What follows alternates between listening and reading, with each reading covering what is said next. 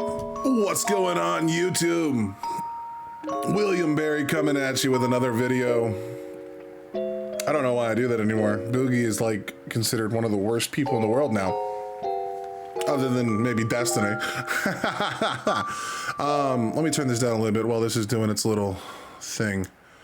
All right, guys. So for those of you who don't know, sorry that I'm doing something slightly political, even though it's not really political. It's kind of about going out over allegations. The reason why I'm doing this video is, one, I'm moving away from League of Legends content. I have a video that I've already written the script. I just need to record it, get some stuff together. But essentially, Riot Games has fucked up League so bad that I'm just done with their products. I'm out $14,000, about 10 years of my life. I don't care. There is no sunk cost fallacy. When you treat your gamers like shit, I don't want to participate with your shit. I'm not going to base my life on YouTube off of a game that doesn't give a fuck about the people that play it. I'm just not going to do it.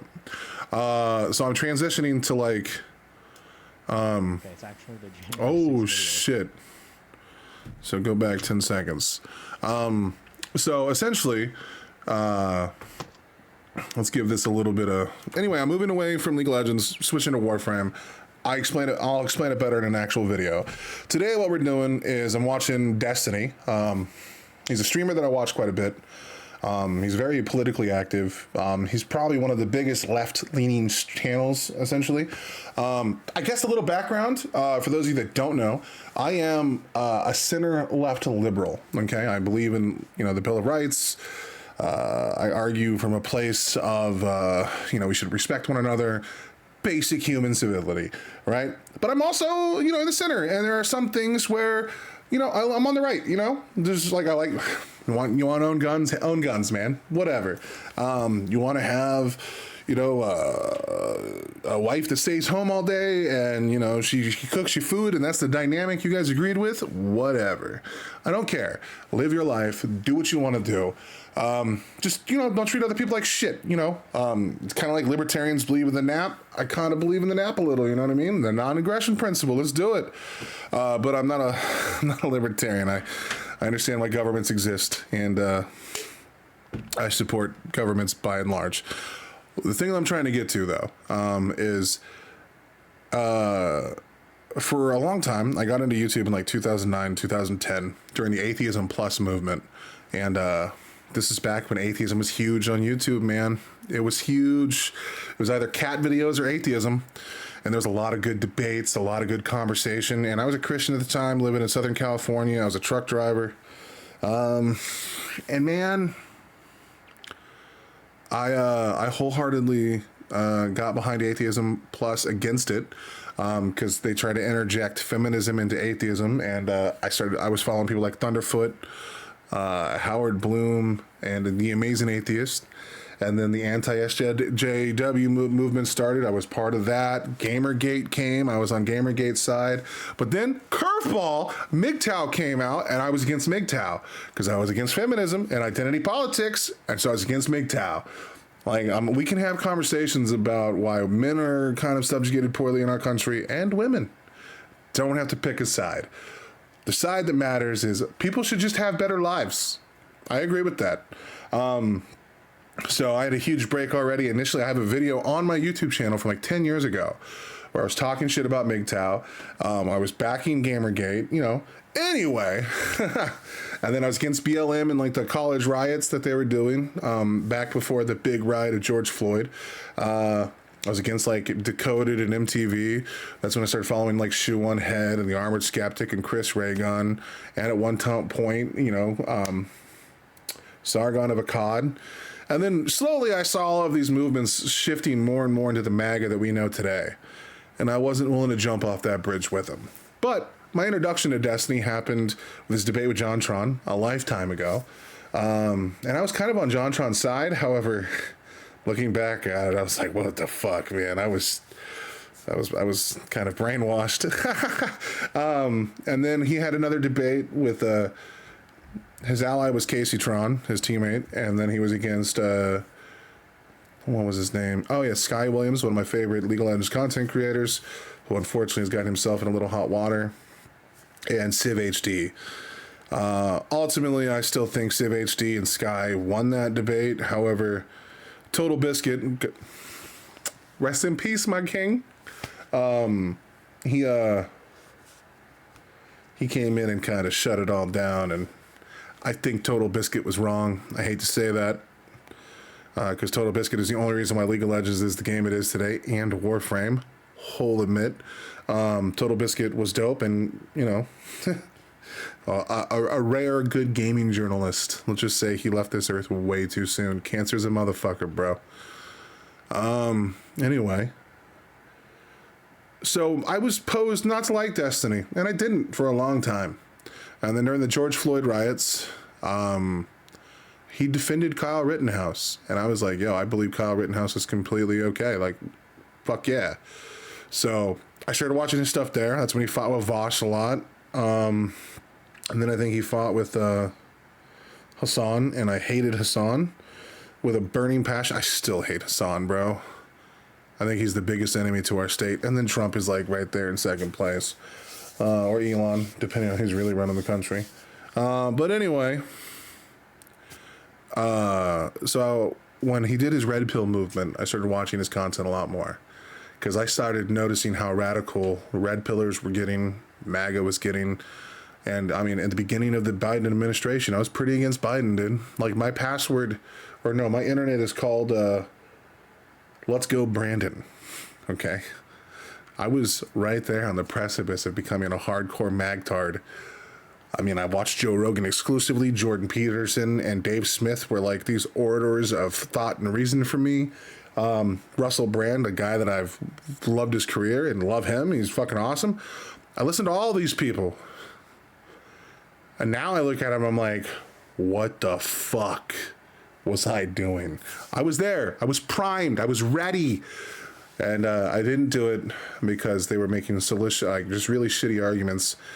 Dude, at one point, I even liked Andrew Tate. Okay?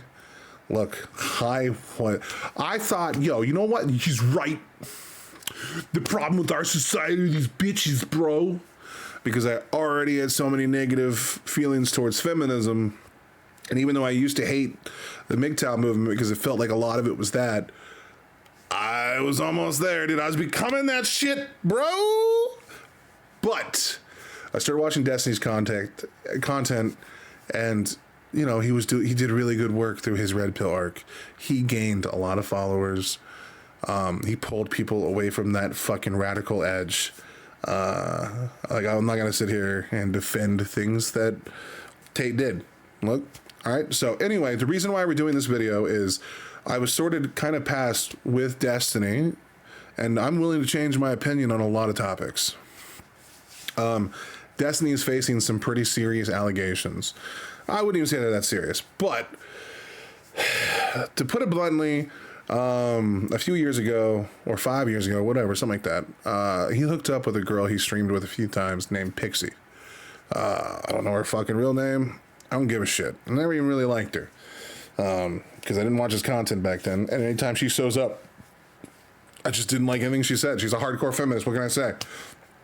I don't really like. She's the type of person I'd fight and argue with until I was blue in the face. So I didn't care too much for her. But anyway, apparently the two of them fucked. Okay, she was 19 at the time. Destiny was like 27 or 29 or whatever. Who gives a shit? They're both legal adults. They can fuck, whatever. Unbeknownst to everyone, well, no, she agreed to let him record it, okay? So they recorded each other fucking. And then apparently 3 years later, he shared the content with another person, okay? Some lady named Rose, some e-girl kitten. A lot of people like to bring up that she's 19. I don't give a shit. That means nothing. I've come from a generation of people that my ex-girlfriend in high school, the boyfriend before me, was 32 and she was 13, okay? That shit happened all the time in Los Angeles. Kids were crazy. People did wild shit. So when I hear about a 19-year-old adult fucking another adult, I'm not going to lose my sleep. And the women that usually bitch and complain about these things are the same women that were those 12-year-old girls banging adults in high school. So they can fuck off, okay? It's a retarded argument. It has no place or bearing in this society. If you're an adult, if you can die for this country, you can fuck, okay? Get over yourself. Now, I understand people like to bring in the power imbalance. That's fuck off, okay? As long as you're not using your authority over someone to make them do something, fuck off. Okay, we're not allowed to extort people. We're not allowed to, like, you know, force ourselves on people or use, I mean, we can use emotional manipulation. That's how all women date. It's how men date. You convince people that you're a person that you're not, and then, like, once you get into a relationship and you get committed, the truth comes out, and they're like, well, I guess I am a little bit of a piece of shit. It's how it works. It's how it works for everybody. It's, you know, you show your flaws later in your relationship. It's all manipulation, okay? So I'm not gonna sit here and be like, oh man, I can't believe you fucked a 19-year-old girl, what a pedophile. That's retarded. They were both adults. One was more adult than the other, but they were both adults. And women mature very, like, I think usually by the age of 20, they're, like, done. There's nothing else growing. The retarded men, like, you grow until you're, like, 25 or some shit, okay? But rumor is that he shared some of their nudes with Rose. And now everyone in the world is saying he's a rapist. He's basically Epstein for online content creators. He's a pedophile. Just egregious claims that have nothing to do with him. Things that he didn't do, crimes that he didn't commit.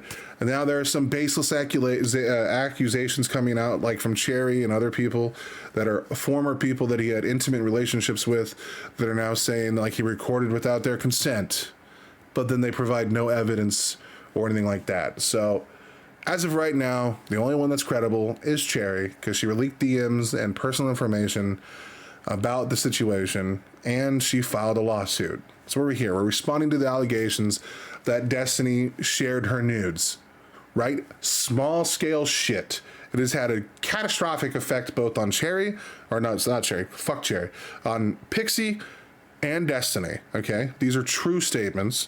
That both of their lives have been turned upside down because of this information. Right. Should have Destiny shared that information? No one knows. We're going to get into it. We're going to find out. We're finally hearing Destiny's actual response to the allegations made against him. He's been quiet on it for about a month now, and it's happened, I think, at the October is when it all happened. So it's been about 3 months. We finally get to hear the information surrounding that. And for future edification, I think this video could be important. Now, no one's going to watch mine. Please, by all means, go watch his content on it. You can find it on Twitter. The Thinking Monk posted the link. It's unlisted, so you can't go directly to his channel to see it. But this is important. Now we have the whole story, or we're going to have the whole story when this comes out, instead of just one side of it. This is where people finally get to really make their judgment on what they feel, how they think about this. And even though I'm a Destiny simp these days, I've broken bread with a lot of creators. Now, granted, Destiny doesn't know me. He doesn't owe me shit. I'm not even active in his community. I just argue on his behalf sometimes on Twitter. And he doesn't even know it, right? Like, he doesn't know I exist. I just talk shit to crazy MAGA people and, you know, some DGGers that get a little wacky, dude. So if this is a video you don't want to watch, or these are heavy topics you don't want to fuck with, please click the fuck away. If I lose subscribers over this, I'm sorry.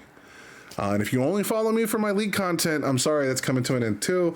We'll be doing Warframe moving forward, and a little bit of political analysis and talking about politics to some extent, but not too crazy. I'm not going to go, you know, unless I start getting invited to some debates, but then, like, I don't know if I have the capability to hang, bro. I'm old and fat now, and my brain is not as quick as it used to be. But anyway, I've rambled for way too long. I gave my background, which wasn't fucking necessary. But I figured a little context was important for any of the few people that watch my content. I'll see what Destiny has to say, so I can finally shut the fuck up. Oh. The January 6th video, it's done, okay? And I'm debuting it now. How exciting. Wow. What a fucking asshole, bro. All right, look. Destiny's been working on the January 6th video for like 4 months. Fucking make it happen, bro, you fucking bitch. All right. It's a funny joke. Oh, my foot's asleep. Ah! Okay, it's actually the January 6th video. It's done. Okay, and I'm debuting it now. How exciting. Wow. Yeah, I'm fat, bro. You accept that. I did a long time ago. Choo choo, kill me. All right. What you got? Here's what we're going to do. I'm going to read this down. I'm going to post it. And then we're all just going to breathe deep. What you got, kid?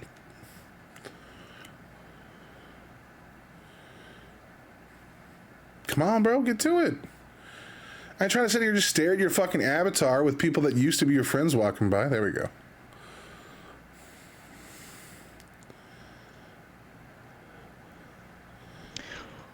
Purpose. Why write this? On January 20th, 2025, Pixie created a Substack post, I did not touch that woman. which you can see here, His chat is wild. signaling her intent to sue me. She has since filed her lawsuit in which she claims I shared explicit material we created together without her permission. Until now, I've stayed away from addressing the exact claims she's made in her post and subsequent lawsuit. While it's important to explain my purpose for writing this, it might be more illuminating to quickly explain why I'm not writing this. I am not writing this to appease the accusations made against me, my anti-fan communities, or other vultures who are here to simply hype up whatever stories they can involving me or others around me. Mr. Girl, love. Okay, yeah, that's good. So Destiny is an online political content creator, and he used to play video games quite a bit. He has a lot of enemies. One of the downsides of doing political content is you automatically absorb a lot of the bad baggage of your side, which is why it's really smart just to stay away from politics in general. But Destiny also goes into hostile environments. He debates people for a living. He debates people that sternly disagree with him on a lot of topics. He has conversations with people that think he's evil. Okay? People that think he's a pedophile because, he's not, whatever. There's a lot of communities out there that want to see Destiny get taken down. I mean, he's got 842,000 subscribers. He's got one of the most popular subreddits on Reddit. And, there's a lot of bad blood surrounding Destiny, especially when you make a career through blood sport debates. There's a lot of people that want to see this guy get taken out, and people have even threatened his life on numerous occasions. 100% facts. All of this is true. You can just look that up. Now, hopefully, he gets a little deeper into it, but it is good that he's calling out that there are a lot of bad actors in this situation that want not really justice or peace or punishment for the sake of the people that might have been hurt by this, but people that just want to see Destiny fail. And that needs to be put out up front. And like the same thing goes for anyone on any political aisle. I feel that I want to see Tim Pool fail. You know what I mean? So I'm not absolved of my bias. But Tim Pool also took like $5 million from the Russian government to spread misinformation. So there's a difference there. They can, involving me or others around me. Mr. Girl, love. I'm not writing this to divulge every single personal detail of my life for the public to comb through in order to harass me or others around me. I'm not writing this to respond to the multitude of claims made about me that have been circulating on the internet, sometimes for over a decade. So yeah, there have been a lot of people making claims about him for a long time. Ryan Bread just made the Destiny nuke. And he didn't offer substantial evidence for any of the claims he was making, and he just called Destiny a pedophile a bunch because he fucked a 19-year-old girl. There's a lot of dumb shit out there. Now, I think that he's slightly wrong. I mean, he's right. People are entitled to privacy. Like, isn't like one of the founding fathers of this country was like, give me privacy or death. You know what I mean? Like, the idea that we all ought to have privacy. We should be able to be ourselves, especially in our home with our families and our loved ones. People don't need to know that information. However, he's a celebrity to some extent. It might be an online celebrity, but he's a celebrity. And they lose a lot of privacy for their high level of fame, for their high level of money. I'm not saying he's not entitled to privacy. He is. But he brings a lot of this on himself. He airs out his relationships publicly. He lets people know what he's doing, who he's fucking, kind of, sort of. Not 100%, but you know what I mean? Like, it's out there. And because he's a streamer and he streams for like anywhere between 3 to 10 hours a day, people are going to find out shit about you, whether you want them to or not. So, yes, he's entitled to privacy, but he's a millionaire, and it's going to be a bad optic battle because no one's going to care about your privacy when you're as big as you are. And it's not like he would care about someone's privacy if the situation was reversed. Like, he went after Boogie pretty hard, you know? And I mean, Boogie deserved it, but these content creators will air out the bad things of other people all the time. Like, they've gone and looked up Mike from PA, who's also a bad person. It's personal information and the things that he's done in his past, to talk shit about him. But yes, he is right. He's entitled to privacy. For the majority of these claims, I simply don't wish to rehash every single wild claim or baseless accusation someone throws my way, especially when they're demanding I divulge even more personal information to do so. And, more importantly, I shouldn't be forced to provide that level of personal access to my life. I already had my privacy violated in the most extreme and disgusting ways over the past few months, and I don't enjoy having every single private interaction I've had held up under a microscope for the internet to psychoanalyze. Nice. Facts. I do, however, feel compelled to provide a bit of backstory to my audience for you to have a bit of an understanding of everything that's transpired over the last few years relating to this incident, if for no other reason than to dispel at least the worst assumptions that some people have made about me, even within my own community. If you're unhappy with the level of personal details, or if you wish for me to divulge more about person ABC or situation XYZ, I don't care. You can simply leave. This isn't to say that I won't address other things in the future. I probably will, but one piece at a time, okay? That's a good point, dude. Well, something that every content creator, especially the small ones here on this channels, need to know. You need to remember, dude, that like everything you say, everything you do will be used against you constantly. Your fans will turn on you immediately. And there's a lot of weird parasocial things that happen, which is 100% true. Even like, it should be something you're aware of before you try to get into content creation. Now, I can't speak from any level of success. I'm not a very big channel at all. I'm a nobody, you know what I mean? But that being said, if you ever think about getting into content creation, you have to understand everyone you interact with probably want you to fail. If they're a bigger channel than you, you're going to just seek them for clout. That's what you're going to do. They're going to try and clout farm.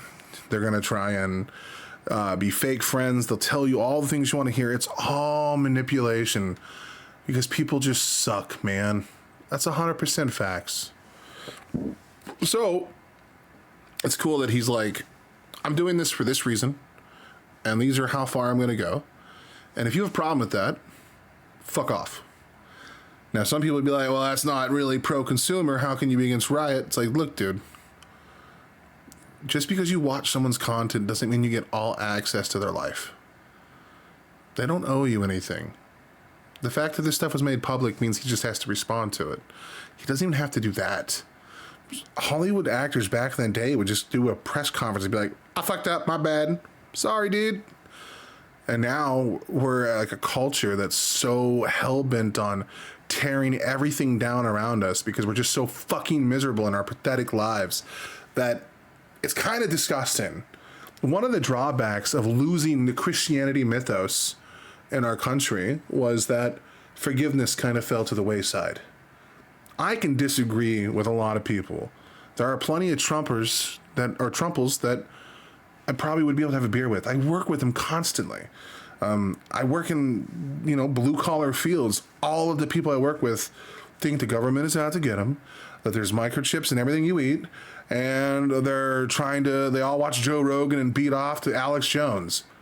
And yet many of them have redeeming qualities that are something that you can hold up and say, this is still a good man. Some of them just believe crazy shit. Why wait so long? I'm sympathetic to people who view me negatively, even in the worst light, because it seems difficult to imagine why I would stay silent on everything that's been said about the situation so far. There are 3 reasons for the delay in transparency. The first was minimizing exposure to revenge porn. A great deal of explicit content of mine had been published on Kiwi Farms, including incredibly personal communications of mine. Giving this any kind of public attention is obviously a massive victory for vulture communities as well as the leaker, and a massive loss for the privacy of myself and any of the other victims involved. It's irritating that, because I'm a man, the expectation is that any explicit material of mine, leaked for sexually humiliating purposes, is just expected to be laughed at by me. It is true. One thing that Pixie, I know, got wrong in her condemnation and her Substack was accusing Destiny of revenge porn. Destiny did not commit revenge porn, okay? Even with the information we have, that's already crystal clear. Destiny, allegedly, was texting a girl named Rose. They were sexting, and they were sharing explicit videos and stuff. I think Destiny sent her a couple videos, one of him sucking someone's dick, one of him getting his dick sucked. And the claim from Pixie is that he didn't have permission to share the video that she was in. But the hacker stole Rose's stuff, and then posted it on Kiwi Farms after demanding money or something from Destiny, and he didn't cave.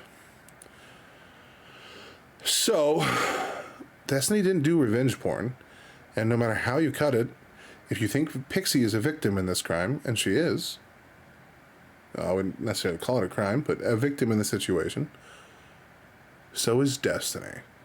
Maybe his degree of victimhood might change because he was initially the one who shared the stuff with the girl, but the girl had her shit stolen. It wasn't Destiny that shared it. It wasn't Pixie that shared it. So this is important information, and these distinctions matter, especially in a well, it's not a court of law, but in a court case. They can help determine whether or not the judge is going to back your shit or not. Destiny is a victim in this crime. You can't double sides this shit. You can't be okay with Destiny having his nudes leaked and stuff that unfortunately did help ruin his career in some degree, and then be up in arms against how it happened to Pixie. Yes, he has a little more culpability in what happened, but so does Pixie. She chose to make the content. She fucked Destiny. She recorded it. I'm not saying it's her fault. And I'm not saying it's Destiny's fault. I'm saying they both have some level of responsibility in this, as we all do in every part of our society. Because we live in a capitalist society, we are the market. We decide what happens in this country with our bank accounts. While being made into a joke by every community on the internet, including my own. Whether that includes those maliciously lying about our hookups for purposes of public humiliation, or selectively publishing explicit leaked material online, all of it is incredibly disgusting and invasive, doubly so when I've been expected to just roll with it. It's incredibly bizarre how many people are fixated on insisting that I'm not a victim in this when I was the primary target of the entire revenge. That's also very true. People did not release this information to discredit Pixie. People don't even know who fucking Pixie is until this happened. Until she filed her lawsuit. No one gave a fuck about Pixie. She had like a fucking she's barely bigger than me on YouTube. Like, I think she's only bigger than me by like times 10, which, you know, still pretty big. She obviously enough to make a living off of this shit. And I think she had like 20 or 15,000 followers on Twitter. She was a nobody. No one cared. People released this content to besmirch Destiny. Destiny is a victim. Just because you don't like him doesn't mean he's not one.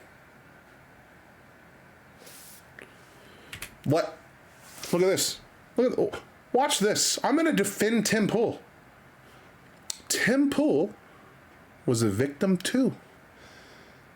And that RT case where he received $5 million, he didn't know where that money was coming from. He just didn't go looking for it enough. But he was lied to by the Romy millennial. The court documents or the indictment reveal that he was a victim, even though he got paid $5 million. You can be a victim of a crime and still be kind of an asshole. That just needs, that's true stuff. People need to get off this moral arc when they know nothing about law. It's fucking insane. Fixated on insisting that I'm not a victim in this when I was the primary target of the entire revenge porn posting. While other people were undeniably harmed by these leaks, they were seen as collateral damage to the publisher of the material and the website providing hosting for it in the goal to attack me, whether it was through reputation, monetary harm, or just some other form of sadistic humiliation. God damn. The second point is Pixie's privacy request. Once the leaker published and hosted all of my explicit content on Kiwi Farms, Pixie messaged me and informed me that she didn't want confirmation of her in any part of the material. Okay. She said, I'm 100% denying it's me, by the way, since it's not super clear my face or anything like that. I haven't told other personal people in my life about it. This is me talking, basically. Getting comfortable, bro, is do you have so any hard. specific requests about, like, removing anything? And then it's just her saying, I don't want to testify or be named in anything. As far as people asking me, I'm just saying it's a lookalike. Don't tell anyone privately either if it's me or not. Basically. Pixie So, essentially here, Pixie is just saying, hey, man, I'm just going to deny it. And there's a lot of women that look like me. And there is. She's a pretty generic, bland-looking girl, which is better than being whatever the fuck I am. Morbidly obese monster of a man. Looks like an ogre, a used ogre condom stuffed with lard. That's usually my insult that I use on myself. So being generic versus this, I'm not talking shit. I'm just saying she looks generic. It seems like initially she was going to work with Steven on this and, like, you know, help him take down the videos. They were all buddy-buddy. Someone got to her and someone talked her into being, like, just throwing caution to the wind and starting a lawsuit and going public, which was stupid as fuck. Messaged me and informed me that she didn't want confirmation of her in any part of the material. As such, I made no public statements regarding her appearance in any of the leaked material. She has since filed a public lawsuit, which is why I feel comfortable speaking out now. All of our conversations until December 10th were almost exclusively about contacting law firms, removing any explicit material online, and minimizing her risk and exposure to any online abuse or harassment. Which is also true because Pixie kept telling him that she was going to kill herself, right? Over what happened. So by pulling more eyes to it, because you got to remember when Destiny talks on something, the guy has a lot more subscribers than Pixie. And Pixie wasn't going to talk about it at all. This is where her fucking argument kind of falls apart and why it's hard to really be 100%, yeah, fuck Destiny. Because, like, if she didn't want the attention that this would bring, she should have just contacted him privately and then looked for some form of compensation to sign an NDA, and then he could essentially buy her quietness, right? Like, that's essentially what it would have been. Because one of the reasons why you want to settle out of court is because, one, when you take it to court, all of your findings have to go public. You have to now have a back and forth. Documentation happens. You have to, do like an actual testimony. You have to, like, under oath, make claims and statements, and you have to provide evidence and support for those things. And it makes it public. It means the rest of everyone involved can go in and peer through the shit. And sometimes people want to settle things outside of court. It's a settlement so that things don't go public. Companies do it all the time with, like, wrongful terminations or sexual harassment in the workplace. You even see a joke about it in The Boys when they kill Huey's girlfriend. They're willing to give him $50,000 for him to fuck off. And then they would ask him sign a boilerplate NDA. These are basic things that happen all the time. They'll give you some form of compensation. You sign an agreement saying you won't say any bad shit. You can't make any public statements, and you fuck off. The problem is Pixie released a Substack claiming she was going to sue Destiny, and then went over all the information publicly before she did any of the legwork to do it. The reason why this is bad is because in Destiny's position, well, he has no reason to settle now. She's already caused the public harm to his reputation. So, like, there's no point on him going, oh, yeah, I'll just pay you to fuck off now. So she went public. So now she's backed into a corner. She's trying to cite a law that wasn't in effect at the time when the crime was committed. So it's murky because he didn't break a law at the time, even if he did share the stuff without consent at the time when it happened. It was later, a law later added into effect.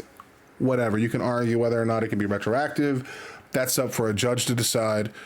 But the thing that's really important here is that she went public. She lost all of her leverage to use that public outing to negotiate. And she just fucking sent a nuke towards Destiny. And now Destiny's like, well, if this goes to court and I'm found guilty, I had to give you, I think the maximum is $250,000. Oh, which, look, that would change my life for the rest of my life. But if you wanted more money than that, you don't want to go to court. So Pixie, I think it was actually 150, to be honest. And then she asked for 200,000. Anyway, none of those are just semantics. That's not the important part of what I'm trying to get at. By going public the way she did, under the I think President Sunday and a handful of personal friends she has told her to go public to try and ruin Steve's career, which to some degree she did. He lost a lot of viewers. I know he lost a lot of partners. He's been financially hit because of this, and his reputation has been hit. He was on a steadfast path to being the biggest person on the left, which is crazy because the person he interviewed a day before this happened, Adam Mockler, part of the Midas Network, literally is the biggest podcast. Destiny could have been right there with him because he had a podcast. He was working through some stuff. It was interesting. Now, by going public, she got rid of one of her bargaining chips, which was just really bad decision making on her point. Now, does that mean she's a bad person? No. Just means she didn't play her hand right, and more importantly, people aren't perfect victims. You're a victim in a thing. You're never always going to play it right. Things happen. It's okay. But this was a huge bad move for her. It might have helped her optically, because I got a bunch of people on her side immediately, and it showed Destiny who his friends are and who to trust and all these things. But it did probably more damage to her case than just continue to communicate with him with a lawyer in the background. And then if Destiny got hostile or crazy, go public. But let's see. Pre-trial settlement. The third reason. The vast majority of cases are settled. I Googled, there's a lot of numbers. It's all 90% plus. Before they ever go to trial, and the vast majority of them before they aren't even filed in court at all. One of the big reasons why lawyers encourage their clients not to discuss their case publicly, especially before it's been filed, is because you lose a lot of leverage that you might have otherwise. Bargaining chip just said that. Look at that, dude. Especially before it's been filed, it's because you lose a lot of leverage that you might have otherwise when it comes to negotiating a deal with the opposing party. If this seems confusing or unintuitive, that's fine. Just keep it in the back of your mind because it'll become much clearer later on as I explain this. Events. Ooh. Where? Oh, it's all the way over here. In April of 2022, I was contacted by Rose. We maintained an amicable friendship up through 2023. We never have any fights or disagreements about anything. We were always on good terms with one another.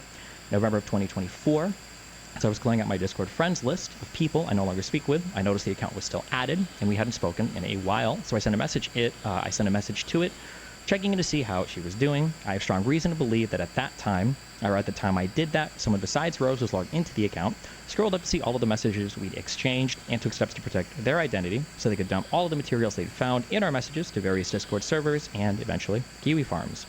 Maybe a boyfriend, huh? The leaks. On November 20th, future posting, whoops.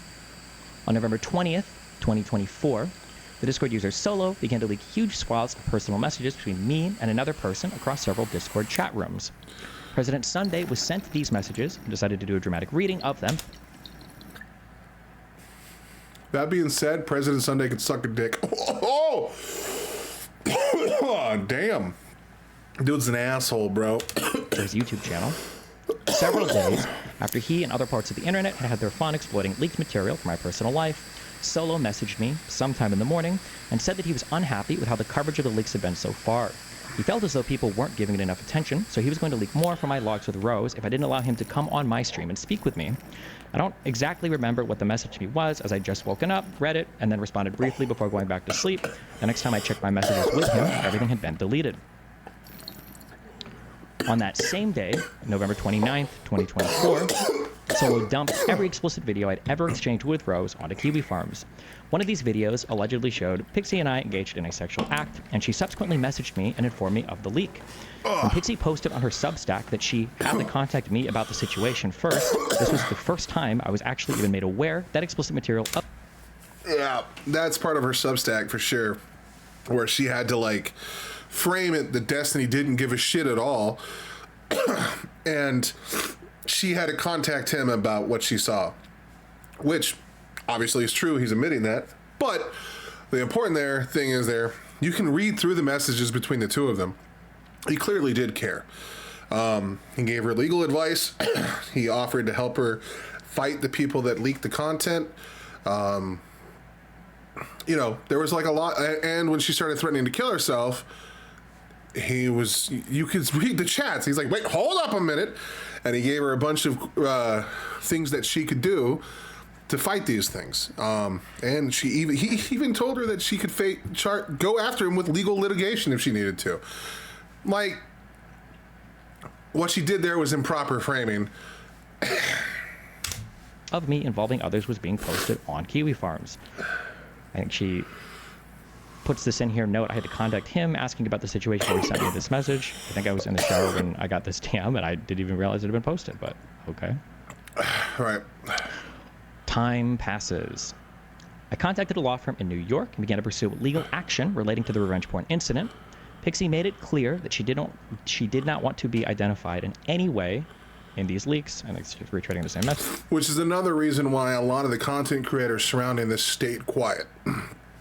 By and large, not so erudite, people like Tom, Dark, or whatever, all these people knew about what happened, and they stayed quiet because Pixie didn't want that information to come out. Which is something that's important. Like, Pixie didn't want to draw attention to it initially. And through all the messages, you can see that she sent Steven and the one she sent to Not So Erudite, she was going to just deny. You know what I mean? She's going to trump that shit. Fake news! So that's important. No one was being malicious with that, not talking about it. They were just respecting her wishes as she had been subject to a porn leak or a leak of her adult content. I agreed, and I spoke nothing at all of it publicly and continued to work and stream while pursuing my legal cases in the background. All of my communications with Pixie over the next week pertain to removal of the material and pursuing actions against the leaker. I think I just selectively went through some of these, but basically it's just me, how to report comments, link me stuff if you want it removed, her asking me about updates on the law firm, asking me about updates about getting it removed from Kiwi Farm, stuff like this. Basically, it's all of our communications.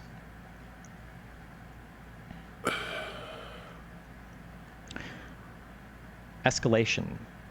On December 11th, two strange things happened. Lauren Hayden, someone I hadn't had contact with for months, messaged me to tell me how much she hated me. On December 11th, what you did was evil. I have never hated anyone. So months. Look, what a dumb fucking statement. There are people that have physically raped, tortured, and serial killers in the world. You could probably say what he did was evil if you think what he did was evil. Breaking someone's trust is never a good thing. But there are plenty of more people to hate than someone that shared a video without consent. You know what I'm saying? This is just a stupid fucking message. So much. And it hurts Pixie's case. That same day, just a few hours earlier, Pixie messaged me, informing me that she was planning on committing suicide in some manner in which she would expose me after taking her own life. Her message to me was, "Hi, Steven, as my life..." Yeah, see, that's what I'm saying. You can clearly say, hold up there, what up? It doesn't sound like he doesn't give a shit. He got an alarming text from someone he considered a friend. He started responding into it. That's a normal statement. Life on this earth comes to a close. I want to ask you to please be more careful with the people who place their trust in you in the future. Life is unfair, but you should do your best in preventing that, not contributing to it. I said, hold up there. What's up? I wasn't actually sure if this was a super serious message or not because I'd never seen anything like this before from her, but I'm just tired of living anymore. It's a matter of time until my family discovers what happened, and I feel like there is no way to obtain justice. I don't want to bring a case against you, but I think you'll continue to send nudes to people even without their consent. Bringing a case against you would mean going public, which is the equivalent of a death sentence for me either way.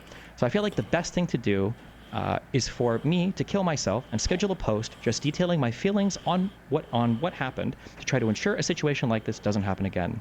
I'm not going to kill myself at this second. I'm trying to get some things in order before I end everything. But I don't see a future where I survive for much longer. It's better to end things sooner than later and stop the pain than to let it continue.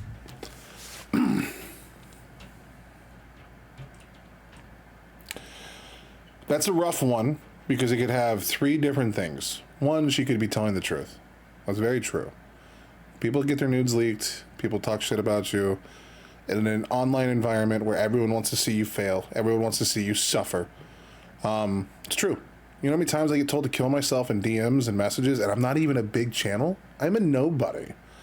I can only imagine to what her level of content that feels like, and then to Steven's.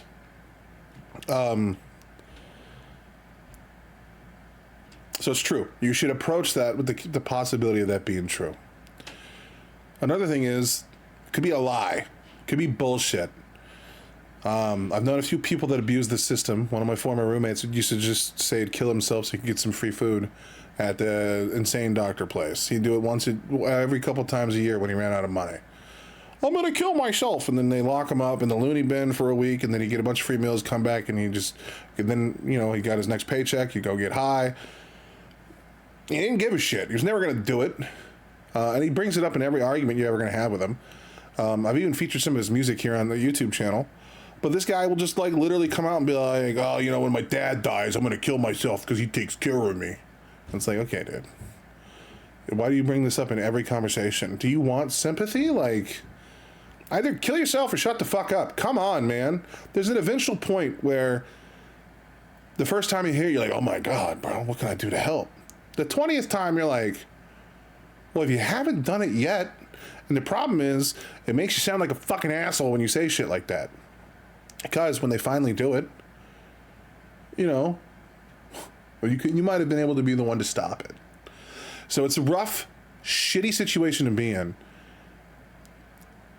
A third thing is this could just be manipulation. That ties into the second one. There's a good chance that she could just be manipulating Steven to try and get some money from him or some kind of sympathy. Now, I don't know which one of these three things are true, but either way, using your suicide is a pretty hard thing to do. And I'm not saying she shouldn't have done it, especially if she's feeling suicidal. You should always confront the things that make you feel inadequate and weak. You need to. It's the only way you can get over them. But that's a sticky situation. It just depends on how much you believe what the person is saying or not. 100% facts. Either way, she's making her life a little worse now. She did go public. She did file a lawsuit. All of this information is out.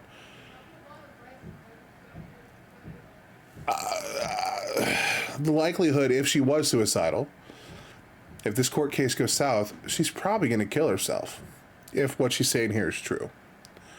And that's going to be a loss optically for everyone involved, regardless. Because, I am someone who believes in freedom of choice.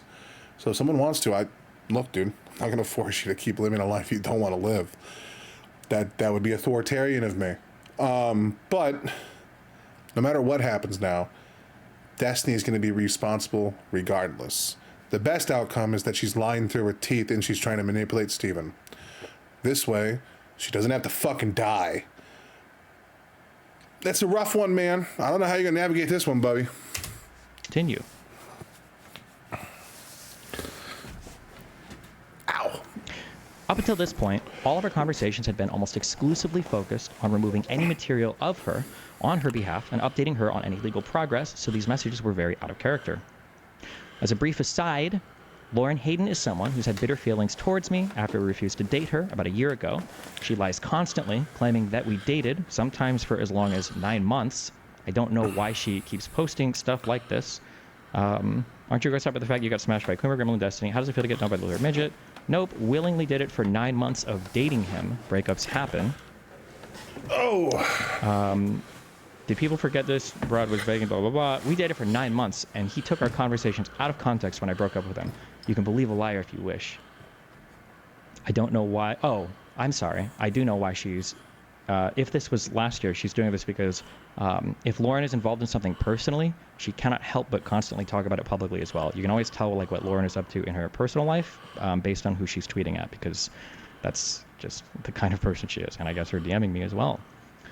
I've already posted evidence of this in the past. I think that tweet even included like a video that I'd done on this. I've already posted evidence of this past. Here's an additional conversation I had with a mutual friend last year to put that claim to rest. Lauren came to a hotel room where me and another streamer person were having a conversation basically about her. And then she was very sad, I guess, that we weren't dating, and we were trying to figure out like what was like the gentlest way to deal with her. But this is that conversation, I guess, and she keeps saying that we were dating. This is that person saying, was I too aggressive with Lauren? LOL, I don't care about you. Oh, that's sweet. I don't think so. I'm really glad she brought up some far stuff in front of you, though, with me in the room, so I could clearly demonstrate that she twists stuff like crazy regarding her. Just demonstrating that Lauren fucking lies about everything in person when she's upset. This is just basically a conversation about how kind of like, I don't want to say, but no, I will actually say it, about how pathetic Lauren's situation was. She was like becoming fairly obsessive with me since I'd broken up with Melina, and then had decided that she was going to try to date me. And then when I gave her a firm no, it was like, and basically she went nuclear at that point. And yeah, it's just, we were all silent when she said that in the car. Oh yeah, because she was talking to 2 streamer people. I don't know if I'll give their names. If she wants to deny this, I can invoke those people and they can say something publicly about it. But anyway, just that's our history, I guess. Smart. Since threats of suicide from Pixie were now involved, I reached out to a mutual friend, Aaron.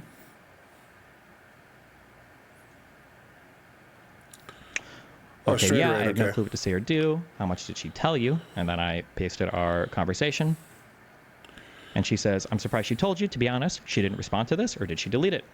No, if she responded and deleted, I didn't see, but I'm pretty sure she just didn't respond.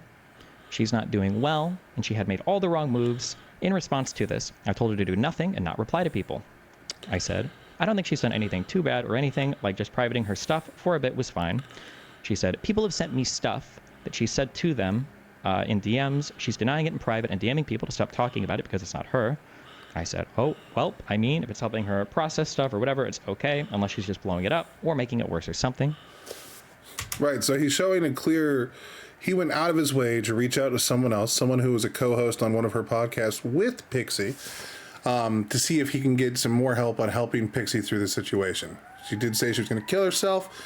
He went to someone who was close enough to her that was supposed to be one of her friends to find out some information about it. And here she's saying that she's doing mixed stories, essentially, with public people and then in DMs. So that's not a good look for Pixie.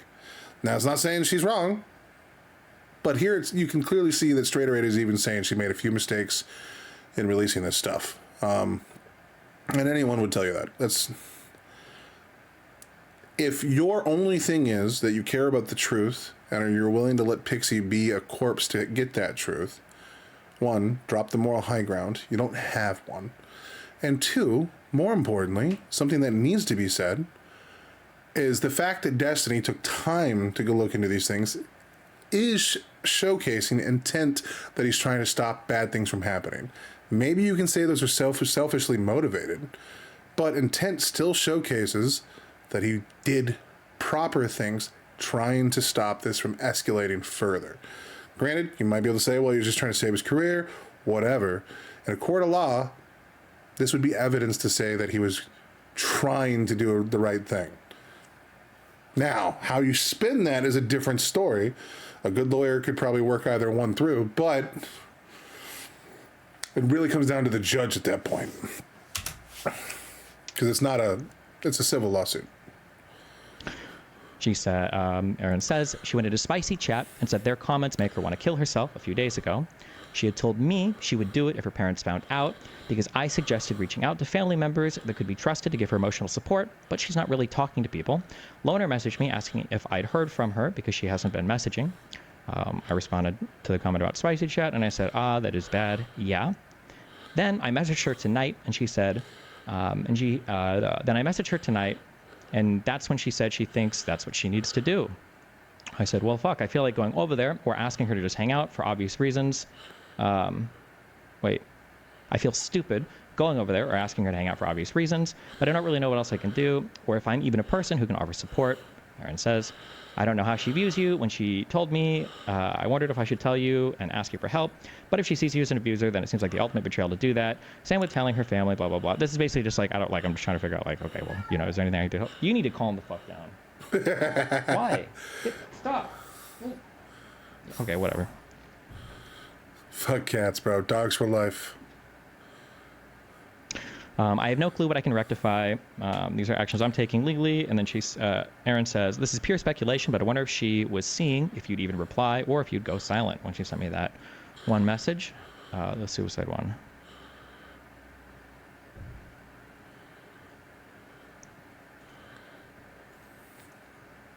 My understanding at the time was that Erin was an incredibly close friend of Pixie and so sought her advice on what I could do to help. I spoke with Erin while the both of us tried to console Pixie. Erin eventually suggested, approving the exact message even, that I offer her money to help cover at least her therapy or perhaps even payments towards law school. Yeah, maybe not. I don't know what else to do. Money, money, money, or dollar signs, fucking offer to cover her therapy or some shit. I don't know her employment situation, but I don't think it's good.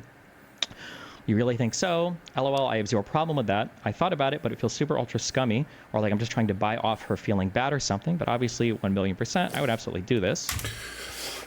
So something that's important also for this is Destiny had this conversation essentially in private. He didn't expect these things to be leaked, right? Here you can clearly see that he's willing to even give her money. He's willing to help her out. He feels bad for what happened. But this shows more intent of him trying to do the right thing. It's not extortion. It's not bribery. He's talking to a close personal friend about how best to approach the situation to make Pixie probably not kill herself. And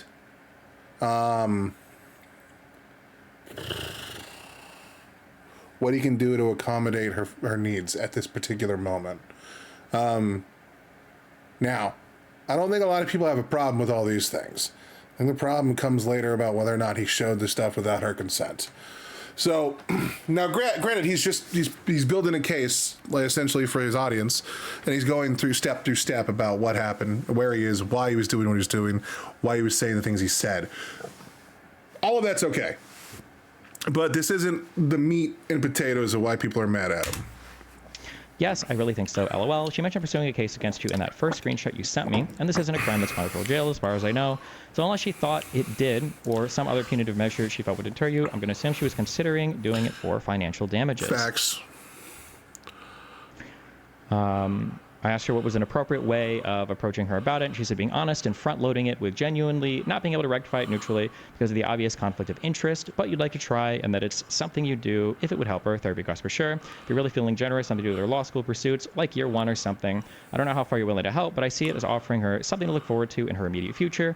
That is a goal she was working towards in the midst of all this, and it would be a reminder that her life isn't over because of this, not even close. And I said, what law school was she looking to go to? Is money the only thing stopping her from going or something? I'm not sure, but she owes me $147 and is having to pay it back to me in installments because she can't afford the payments all at once, so I'm pretty sure there are hefty financial constraints for her right now. It's a crazy concept, man. Because, like, I'm a small guy on YouTube. $147? Yeah, the only money I make is from the jobs I work. Her financial situation, and then I can't afford shit either. I post this message here to her. This feels super lame, and I don't want to imply that somehow just giving you money helps anything go away or fixes everything for you. But if you have any bills or owe money or anything or have any financial stuff I can help with, I can at the very least chip in and help you with any of that. So it's at least one less thing you have to worry about. But see, the cool thing here is this shows that he's not just trying to, I wouldn't say cool thing actually, because I mean, either way, nothing good is happening here. But it showcases that he's not trying to buy her silence. It showcases that his intent is, what can I do to help Pixie? Because we got to remember, during this time, at this moment, he still considered Pixie his friend. So yeah, and I think this was before the Substack came out, obviously. But yes, this is important shit, man. These are the things that are the building blocks for her case. So either he's an abuser asshole that cons women into fucking him. He's basically Andrew Tate. Or he's a concerned friend who fucks something up. Those are two different things, and they should be treated differently in the eyes of the law. Stressed over while you're worrying and getting through this. Sorry. Do you think this is okay? Yes, I think it would only be skeevy to do this if you're like, can I give you money so you don't take legal action against me, please, thank you, smiley face. Maybe, yeah, okay.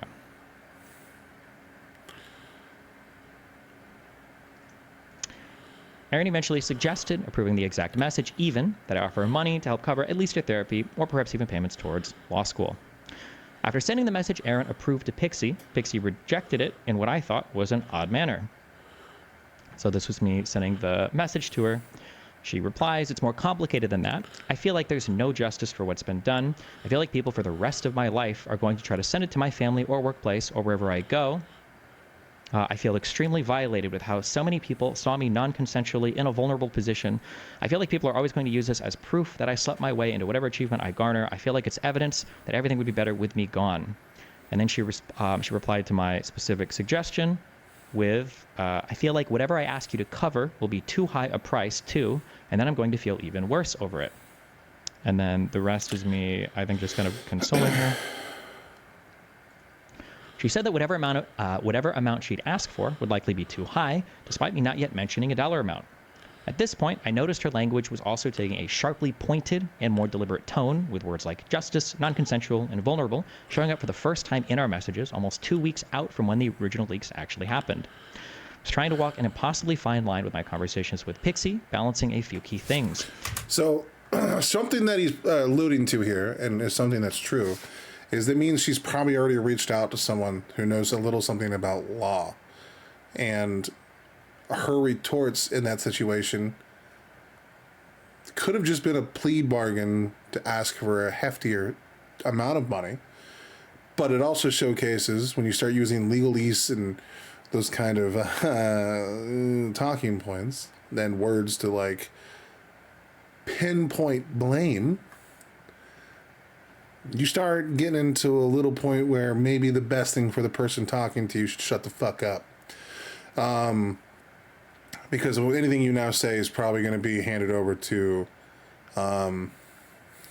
authorities or lawyers or other content creators trying to ruin your name even more so than, might already be ruined.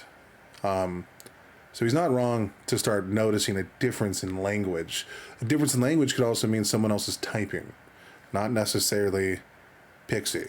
Because it's pretty hard for people to change the way they talk unless they're trying to. Trying to change the way you talk or having someone else type for you could already kind of give you some of your intent. Just saying. They use this in courts of law all the time to determine what you're doing, why you're doing it. Hell, I've been fired for changing my language before with an employer. Started recording the things they said, because in the state I live in, I don't need permission to record someone. As long as there's one active member in the conversation, and I'm one of them, I can record. I record employers when I talk to them now. I record managers, because I know how many times I've been told something and then something go terribly wrong, and then people try to throw you under the bus? Fuck that. You live in a state where you're allowed to do that? Fuck yeah. Fuck yeah, dude. Protect yourself always. I was concerned for her well-being and mental health, but I wasn't sure what she was getting at with her claim of me not giving her as much money as she'd want. I was also trying to comfort her in regards to the leaks without downplaying or minimizing what she was feeling, a concern I communicated with Erin at the time. I want to send Pixie this thread and tell her that there are tons of people talking homophobically, and a few that mention Lauren, but none mentioning her, but I don't know if this comes off as me minimizing her complaints or not, lol. If you could minimize it, that would be good, actually. Then she wouldn't think about it as much. Okay. Erin informed me that Pixie was settling on a figure, hinting that she would ask me to pay for her law school tuition. Notably, no actual figure was ever sent to me for consideration. Erin messaging Pixie, how are you feeling this morning? I feel better. I feel somber, but not suicidal right now. That's good. Well, not good. I'm sorry you're still somber, of course, but an improvement. Did you reply to Steven? Yeah, we got into an argument back and forth on why I shouldn't kill myself. I haven't replied to his last message or asked him to cover my tuition. I don't think he would do that if I asked him. LOL, okay, I need to think on that. Like, entire tuition for law school is like $200K, X-face. I told her to make the request, and y'all can negotiate from there. I don't know what law school she wants to go to. If it's like Harvard, then yeah, the whole thing being covered is probably not happening. If it's a state school in Florida, that's another story. First, she needs to actually apply and get in. That will give you time to think about the amount as well. I said, okay, we'll keep in mind. On the same day that she was expressing her thoughts of suicidality to me, she began to aggressively fight with trolls online about subject matter that seemed to be begging for people to bring attention to the recently leaked material. On that same day, December 12th, why do people think the woman body is automatically sexual? Why is it considered morally higher to be covered up? Why does other people sexualizing me makes my body a moral dilemma?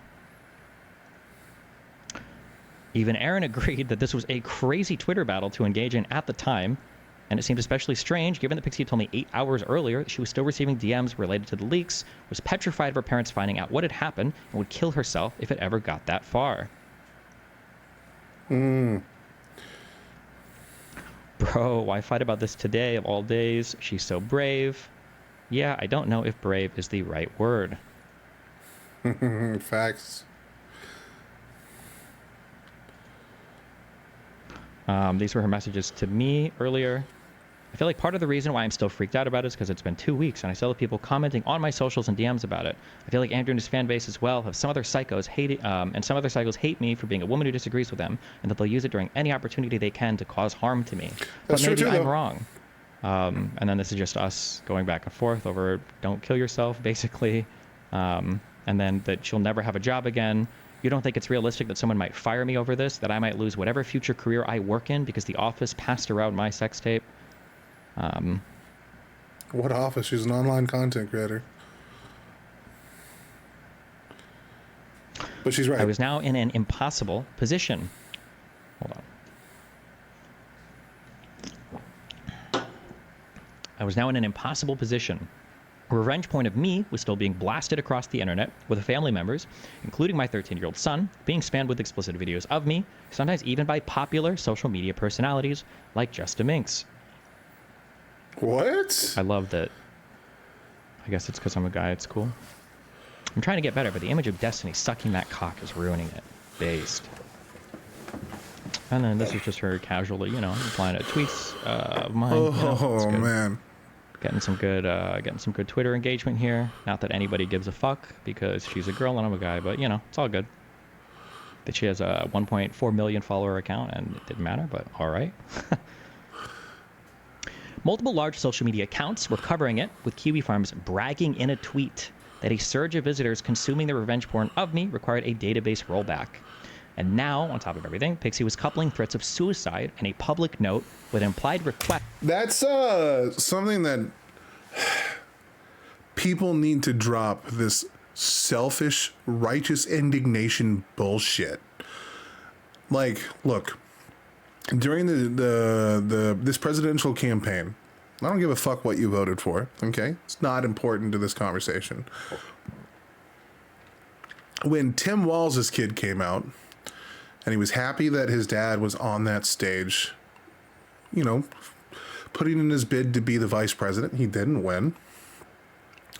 MAGA Republicans lost their mind, saying that this is what happens when you let a socialist raise a kid, and just a bunch of terrible shit, making fun of his autistic kid, bro. That's disgusting. And then a week later, people were doing the same thing to Donald Trump's kid, Barron Trump. Now, I have the tweets that I posted that was like, hey, baby, you guys should leave this shit alone. You fucking sick, demented fucks. If you have a problem with someone's politics, you address the person. You don't address the entire movement. You don't address their children. And you don't go after individuals that aren't necessarily related to it. If you have a problem with Destiny's politics, you go after Destiny. If you have a problem with Trump's politics, you go after Trump. That's how it works. If someone wants to step in and be like a bulwark and defend them in their situation while they're not around, go after whoever you're arguing with. One, go after the argument. You don't have to go after the person. You can go after whatever bullshit they're espousing. Like, you don't have to be a piece of subhuman trash. And the amount of people, because I follow both Destiny and his kid, the amount of people going into this 13-year-old kid's Twitter and one, giving him death threats, telling him to kill himself, telling him to do all these terrible things because they don't like Destiny's content is insane. This is why I stood up against Gamergate, or for Gamergate, when I saw the same thing happening. This is why I stood up against the crazy Atheism Plus, where, like, oh, I didn't like what you said on this online forum, I'm going to try and get you fired from your job. And it's like, oh my God, dude. Or, does your parents know that you talk like this? And they would send, like, messages and DMs to, like, people so they could, like, scold you in real life. When, one, I'm a fucking adult. Fuck off. Two, it's crazy that people operate this way. If you don't like what someone says, address them. That's it. You don't have to start a smear campaign. You don't have to try and brigade. You don't have to try and destroy careers. You just address a bad idea. That's what the marketplace of ideas is for. We shouldn't try to destroy, like, if I meet a Nazi, an actual Nazi, I'm going to try and de-radicalize a Nazi. I'm not going to try and kill him unless he's trying to kill me or a loved one. It's, who's the guy? The the jazz player, I believe. Fuck, dude. I think it was Daryl Davis. Daryl Davis befriended KKK members. And over the course of his life, he got many of them to renounce their ways. Because they saw a Negro that they would say the other word of that, but to debunk a lot of the beliefs they held. Because some people believe hateful, bigoted shit they learn from their parents, from their environment. And when you are around a person, there's a good chance that you'll start to see that some of that's bullshit. As long as the thing you hate isn't their culture, which is a different conversation. But the point that I'm trying to make is you work through things with people rather than destroy them. Stop targeting people's fucking kids, you psychopaths. No matter how virtuous you think you are, no matter how much justice you have on your side, as soon as you go after someone's fucking child, you've lost, and you've killed any momentum and any steam your movement was making. Like, I was a huge Gamergate guy, and then they started going after, like, girls and women, and then it no longer was about the corruption in journalism. It was no longer about the things that I cared about. Now it was about women bad. And not all women are bad, dude. There are some bad apples. There are some bad actors. But by and large, a majority of people just want the world to be okay. And they don't know how to do that. All of us are lost on this journey of life. Again, one of the founding principles of Christianity, if you are a Christian dude, is that forgiveness is a thing that's part of our society. Even if you're not Christian, we reform prisoners. We take them to jail for committing a crime. We take away their rights. And then after they pay their penance and pay their time, they get let go back into society. And they should no longer just be felons. They should be an American citizen of the same caliber as you or me. That's the way it's supposed to work. But in this age of enlightened dumbasses where they think that they're going to hold a candle to someone's foot when they don't even know, like, where their rights come from. They don't even ask the intrinsic questions on why we have rights. Where do they come from? What ideology do you have? They don't ask the serious questions. They don't have contemplative things with themselves. They just look for a target, attack. We need that to stop now. Or else we're not going to have a country in a few years. It's already getting so bad. So bad. Leave people's kids alone. You have a problem with an individual, address the individual. Full stop. And now, on top of everything, Pixie was coupling threats of suicide and a public note with an implied request for hundreds of thousands of dollars from me to make things right for her. Also, something that needs to be known.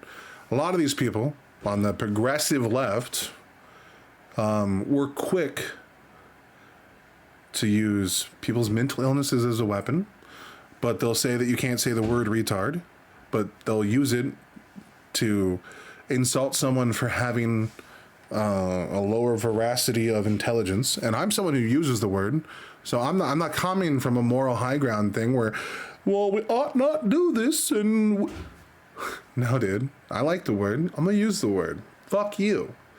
But to see those people who get on this pedestal and then talk down to other people for talking about people's gayness and all these other things, and then to use those same insults against them later, it's like, hold on, do you believe in these things or you don't? Do they go out the window as soon as, like, it's free reign to attack someone? Like, if you're against racism and you're against racial slander, why are you okay with the term cracker? You know what I'm saying? What's going on here? Why is there such a disconnect in your brain? Racism is bad, but not against white people. Fuck, man. You're losing the argument there because racism is bad. We shouldn't see people as color. We should see people as people. If you live in this country and you're here legally and you've done all the things correctly, you are an American. Doesn't matter if you're an immigrant, you're an American. You are my brother. You live in my country. You are American. That was what we should see. We should see our countrymen. And one step a little, further detached, you're another human being. Holy fuck. With an implied request for hundreds of thousands of dollars from me to make things right for her. The surge of traffic to the Kiwi Farms related to Destiny's blowjob video has caused a fatal database error, and I will need to do a rollback to a recent backup. Yeah, it's a bummer. No contact. At some point after our conversation on the 12th of December, Pixie removed me as a friend from Discord. From that point onwards, a small bit of communication happened between two mutual friends. One of them communicated with me that Pixie needed me to suffer in order for me to understand that I'd committed a wrong, as though I hadn't already suffered enormously due to the explosive coverage that already existed of my leaked material. They said to Pixie, if you ever wanted someone to suffer or be dead, my first instinct is to say no, but I feel like an unfortunate byproduct of getting justice from Steven would result in some level of suffering, so I guess the answer is yes. Are you wanting him to suffer, or do you want justice there? I want justice. If I could have justice without the suffering, that would be optimal, but I'm just not sure if possible. Okay. That's not a good look for her. She also communicated to a friend that she was essentially ready and waiting to kill herself based on whether or not I responded favorably to paying out a massive amount of money. That's not a good look either. I think I'm going to decide my next course of action of what to do with myself and him based on how that conversation goes. A conversation my friend was going to have with me. Unless if you decide you don't want to talk to him, that's okay too. Basically, I have my plans / course of action paused and will choose something depending on if he agrees that he has to make up / repent for the action and wants to work with me to find a way to do that, or if he doesn't feel that way. I don't want to talk to him myself because I feel like I tried explaining what I was feeling and he didn't really understand. I also have a little anxious voice in my brain telling me to prepare for the worst because he probably won't care or doesn't care enough to willingly try to make up for his mistakes, and that means I'll have to start thinking of more extreme / nuclear options to deal with, but I'm trying to avoid spiraling down that line of thought because I'm trying to hold out for hope. And just not to scare you, I'm 100% not going to do anything to myself, no matter what he says during the holiday season, because I don't want to traumatize my friends during a time that's supposed to be happy. And even if he responds negatively, it doesn't mean I'll auto-kill myself. I'm trying to contemplate all different courses of actions, including going public, and then, if I can't take the amount of humiliation, then killing myself. Versus my plan before of scheduling a note for after I die. I'm still also looking into lawyers, but I just want to see what he says before deciding to do any nuclear option. So the person she's communicating with right now is not so erudite. Steven's co-host, former co-host on Bridges.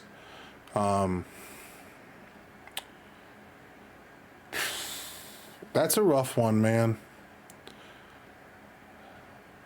Because this is starting to seem more and more like she's lying. But I don't want to be a guy that makes that claim because she could always still do it.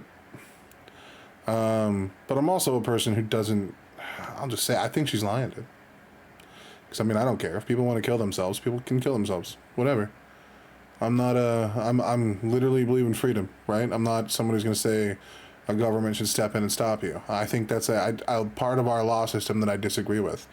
If you really want to kill yourself, fucking do it. You know what I mean? Now, granted, you should probably, you know, exercise all of your options, right? Like, you should probably seek help, medication, whatever is in your life that's making you depressed, find some way to cure it. But if you're out of all options and you've tried all avenues and nothing's working, fuck it. Maybe you weren't meant to be alive. Fuck it. Just whatever. You know what I mean? Like, people will miss you. It's a bummer, but what's the point of making someone suffer through a life where they don't want to be there just so you could feel better about who you are as a person? Fuck off. That's some self-righteous bullshit. But again, remember that no matter who you are, people do care. Like, I'm a fucking ugly, fat, 480-pound, right now jobless sack of shit. And I still have a handful of people in my life that give a shit. You know what I mean? And I'm in the lowest part of my life that I've ever been in. And bro, sometimes waking up in itself is the hardest part. Like, crawling out of bed. So, you should always work and ought to try to survive.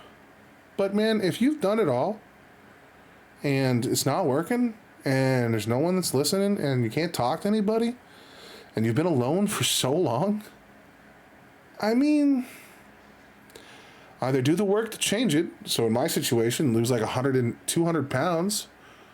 In Pixie's situation, it's a little different. She can't really erase what happened. Hers is a little harder to overcome, dude. But there's a life outside of this after all of this is over. And who cares? People already, you're a feminist. You already think everyone views you that way. Now they just have a little more evidence that you've done some sex tape stuff. Oh, well. Like, I have like 5 sex tapes. No one wants to see those. I could leak them and they would get no views. Like, that might even be worse. Bruh. But the way she's framing all this, it does not sound good, man. It sounds like she's vying for attention, wanting a good settlement, and then she's using Not So Erudite to relay this information to Steven. It doesn't look good. It doesn't sound good. Usually people that want to kill themselves don't go around telling every person they want to kill themselves. Usually they keep to themselves about it until it's too late, and they should have opened up and talked to someone, and then something bad happens. Just saying. I've met a lot of people that abuse this, and that disgusts me, because there are people out there right now suffering. Now, maybe I'm wrong. I'm very capable of being wrong. And I hope that I am. I hope that I'm right, and that she doesn't actually end up killing herself, because I don't want a young girl's life to be over, especially one who's beautiful. Well, she's a little below beautiful, but I'm a 1, so take that with a grain of salt, okay? I mean, she's a solid 7 out of 10, bro. And she's a smart lady. I don't agree with her politics, but, you know, she would be a catch for anybody. And her life is not over just because some stuff got released, man. I've had my nude shared, and it's not a fun experience, man. And I have a small dick, so it's even worse for me. The only thing I'm supposed to have is a big dick. And brother. Yeah, no. I've also had people record sexting stuff with 5 other people in the call that I wasn't aware of in high school. That's fucking great, man. Fuck yeah. Yeah. But this isn't a good look. This isn't a good look for our girl. Now, granted, full disclosure, I was on Destiny's side at the beginning of this. I'm just watching this to see if I still am at the end of this. Whoa. Person one. All right. Can I? Before deciding to do any nuclear option. Can I share this with Steven? He communicated to me that he knows he fucked up. There is no excuse at all. He doesn't know what he can do to make it up for you. I'm trying to bridge between help, blah, blah, blah. Whatever. Can I share this with him? You can share this with him, or you can share this in anything you want with him. I feel like when we talked, you really understood where I was coming from and can hopefully explain this better than I can. Ooh. She reiterated that I needed to face consequences for my actions, claiming that she was on a mission to make this the most expensive mistake of my life, again, despite the insane amount of harassment I had already received regarding the leaked material. My friend had listed out what is it exactly you want. Yeah, because the only problem is number 3, because even with removal of the video and getting the guy hacked charged, Steven has to face consequences proportional to his actions. I want this to be the most expensive mistake of his life, and I'm essentially asking him to self-punish himself in a way I don't think he will like or agree to without the law involved. I don't have a dollar amount from the top of my head. It just has to be enough that for the rest of his life, if he thinks of the word nude, he associates it with the amount of money he lost.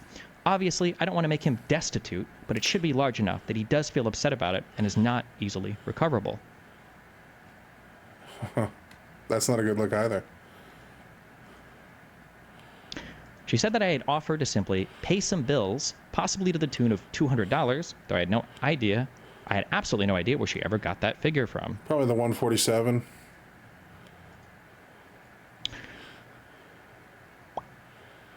Yeah, honestly, I feel comfortable sending him these messages and asking him, what does he think this would look like if you're telling me of his comfortable with that he is comfortable with the idea of proportional penance and how that would look like.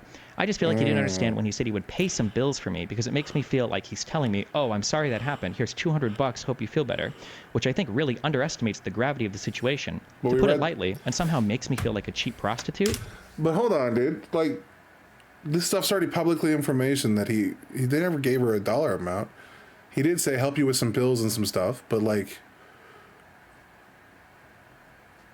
they never had that conversation. Okay, well, that's starting to look worse on his part, or her part.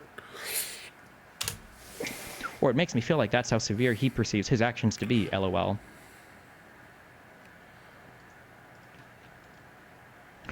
After assurances from my friend that I was willing to pay a lot more than she had originally thought, she informed me that she was finally ready to reach out to me, using this conversation as a starting point.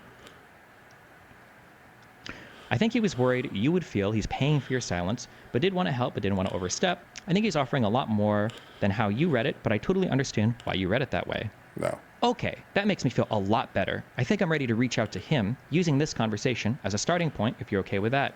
Like, I'll send him the conversation/texts so he can see where I'm coming from. Sure, but what I would outline isn't a clear ask, but a question of what you feel you need from him and what he's willing to give. Yeah, that makes sense. I really hope we can figure out a compromise and what works for both of us.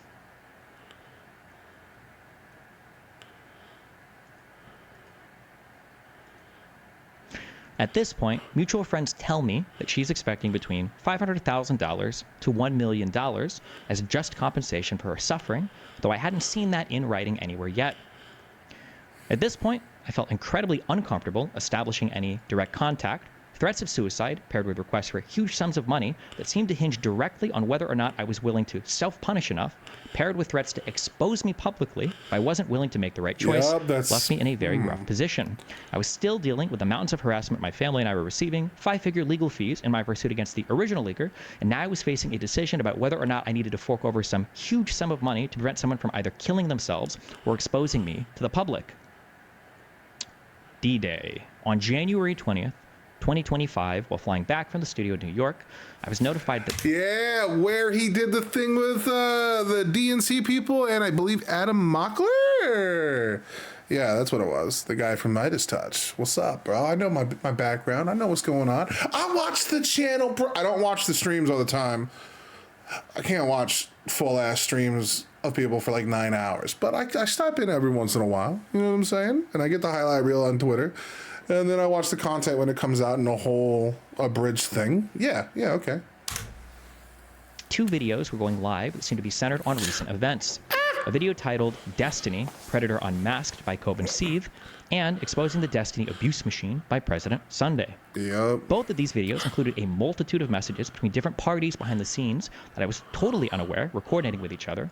In addition to these two videos, Pixie dropped her Substack statement about me, Lauren Hayden launched a Give, Send, Go for Pixie in order to raise funds to sue me, and other members of the Anti-Fan Discord made claims about me, sharing material on Twitter. All of these events happened within 12 hours of each other. That's weird. Basically, every internet friend I had publicly denounced me. Other streamers and YouTubers responded almost instantly to cover the statements, and a slew of videos went up with a variety of claims about me, the worst of them heavily implying I was a rapist.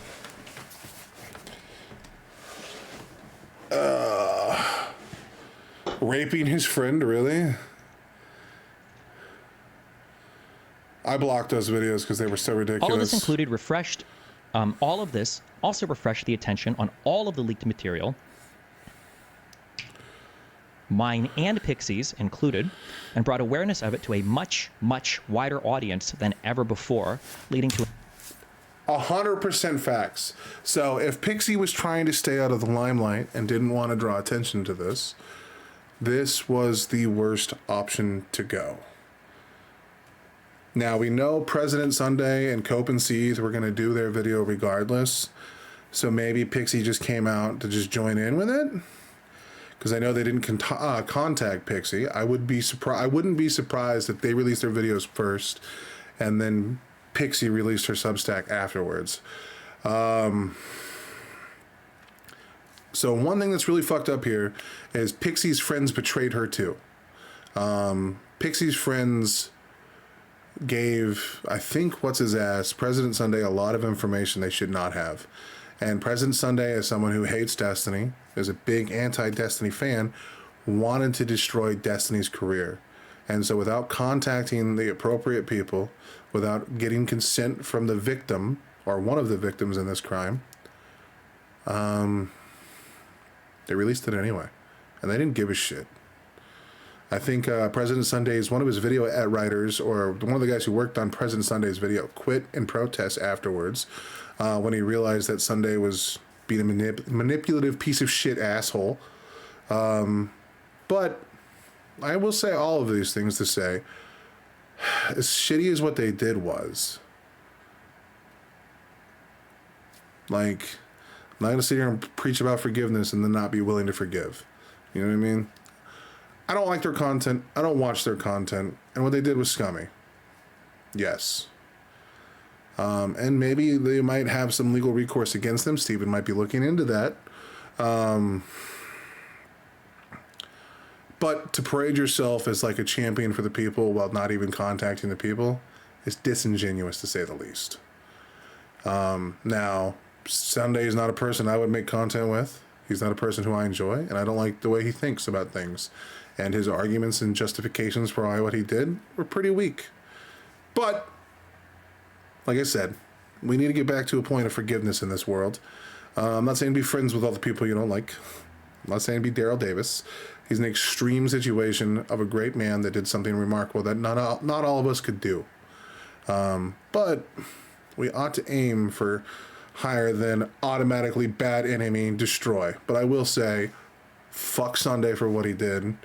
He has to work pretty hard to regarner, some trust in this whatever this thing is now. But it's good that he's showcasing some of this, because it does look, like an effort of people behind the scenes, which is not a good look, especially when you're partnering up with people.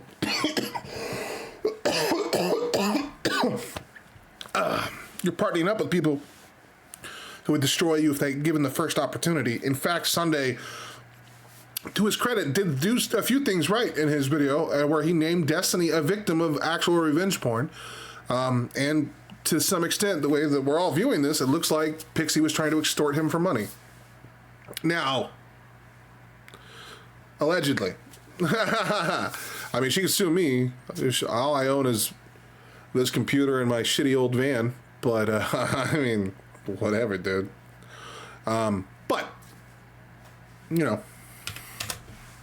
and brought awareness of it to a much, much wider audience than ever before, leading to an exponential increase of harassment across every social media platform I'm on. Yep. Lav, someone who proudly spread revenge porn of me in the past and admitted to it. How dare I want the person who made my life hell for a year want to be humiliated? What the heck is wrong with me?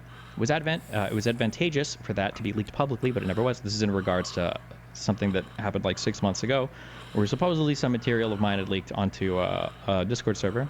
I didn't want to get in trouble, and I felt bad doing it, so I didn't, and I encouraged Nico Sam to spread it and not get caught because I thought it was deserved. Wow. It's not a felony to send a picture of a leaked sex tape to your friend, bro, Limfeo. We were drawing things on it, my dick, back and forth like the Doom Worm.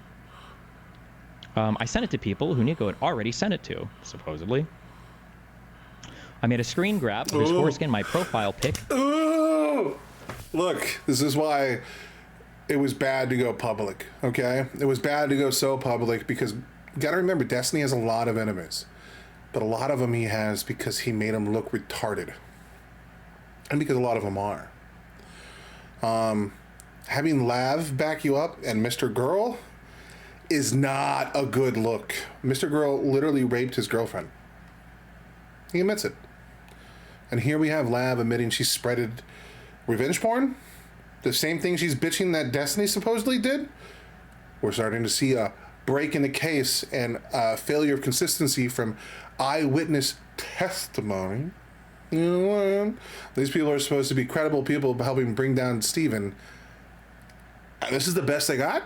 Girl, sassy black woman noises. In a private Discord server. That's it. I wasn't sending it around. I got a picture from a random person on Discord. What? That's a zoomed in image of the image of your cock she was sending. Based. Fuck yeah, Destiny. And Mr. Girl, LOL, made a grand return to Justical stream. Justical also began to reach out to other women, some of who had been sexually harassed by members of his own Discord server, to see if any of them wanted to come on and make a statement about me. I didn't decide to include all the messages here, but there's him to on it. If you're around, shoot me a message. Are you aware of what's going on with Destiny? Justical reached out to quite a few people, we'll say.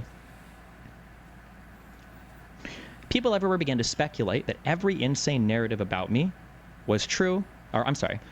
People everywhere began to speculate that every insane narrative about me that had ever been spun had now been prophetically fulfilled, and I crashed on my couch for 3 days to contemplate retirement. Ooh. Also, Justical banned Lav from his server because he realized how bad the optics were while he was trying to farm me. I just thought that was funny as the main cover of a lot of this. Here's the first thing. Here's the first thing.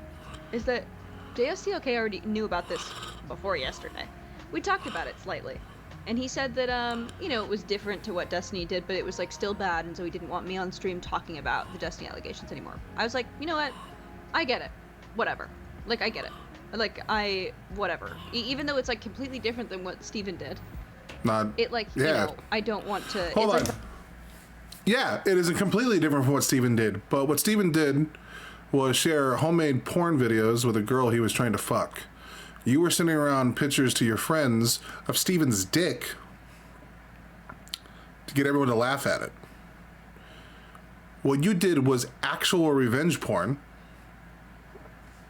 And what Destiny did, allegedly, might be sending a nude without someone's permission. And we should probably get more into that later in the video. So, yeah, they are different. You're worse.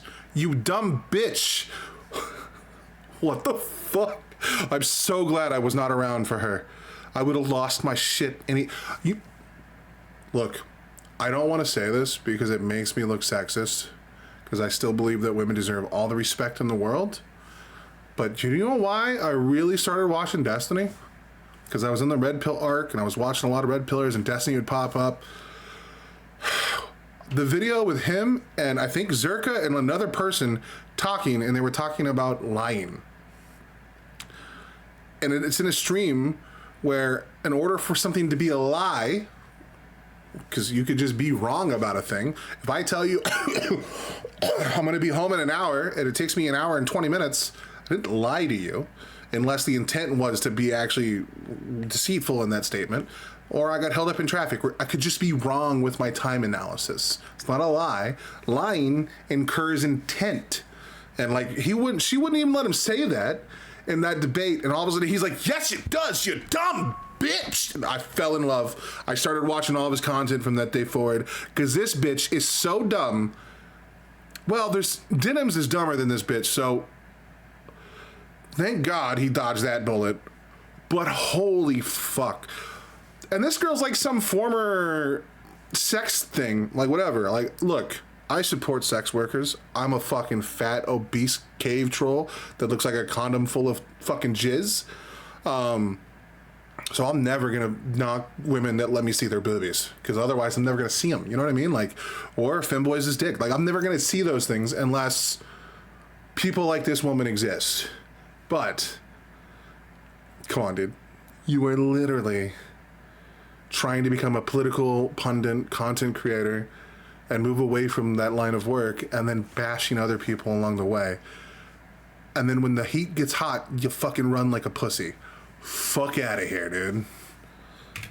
Like, I know that making this video, I'm probably gonna lose a lot of subscribers. I'm probably gonna catch a lot of heat, and people are gonna talk about how fat I am, how disgusting I am, how shitty my bed isn't made, how it was probably right for me to lose my job, and all of these things are probably true. I mean, they are actually all true. You know what I mean? The reason why it matters is that when you make content like this, you have to be prepared for the fallout. This shit could be sent to my parents, who are extremely MAGA. I tried not coming out as a bisexual for years until my parents started talking shit about gay people on the phone. I'm like, Dad, I like trans people and femboys. Like, if you have a problem with the gay community, it means you have a problem with me. And I'm your son. You raised me. Like, what are you saying right now? And this happens a lot in my life, where like I've had to leave groups, friends groups, because all they would do was bash gay people.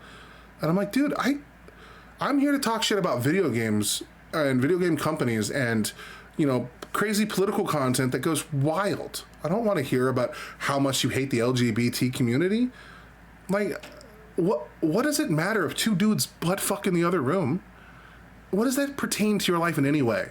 Now, has the LGBTQ community gone too far in a lot of fields? Yes.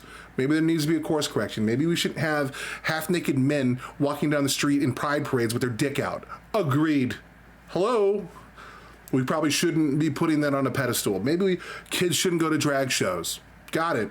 But why don't we also get rid of beauty pageants too? Maybe we shouldn't dress up 9-year-old girls like sluts and then tell them that the only value in their life is how pretty they are. Maybe we shouldn't do that as a society. Maybe it goes both ways. You know what I mean? Like, it's not just that gay people are bad. It's not just that MAGA people are bad. It's that maybe, as a society, we should have some basic rules. Hey man, maybe we shouldn't cross these things. Maybe we shouldn't have a bunch of public nudity. In a lot of places we don't, and that's okay. Everything is so bipartisan now, or no, the opposite. Everything is so insular now that we can't ever have any agreements, and it's fucking annoying. No, it's like completely different than what Steven did. It like, you know, I don't want to, it's like bad optics to... What a dumb bitch. Picking up the pieces. Seeing the number of people and schemes revealed initially made me incredibly paranoid about who I could trust that wasn't mining our conversations for some sort of confession or blackmail material. Just to go messaging, hey, I really don't want to pry. Some stuff came out with respect to Pixie. I don't want to talk about it anywhere, but just asking if you're aware. What do I do? Just say yes? As in, yeah, I'm aware? President Sunday, say nothing. Give him a night to possibly think to say something else. Tomorrow, say yes and ask why. That's my advice. I don't know, he talks weird. Reason being is that everybody at the moment, I think Justical is weirdly one of the few in trust at the moment. So Shaderade, this is what I'm saying. Pixie's friends betrayed Pixie, okay? Pixie's friend, her co-host, was leaking all of the information from Destiny, from Pixie, all of it to President Sunday. And neither one of these people gave a fuck about the repercussions of the actions this man was going to take.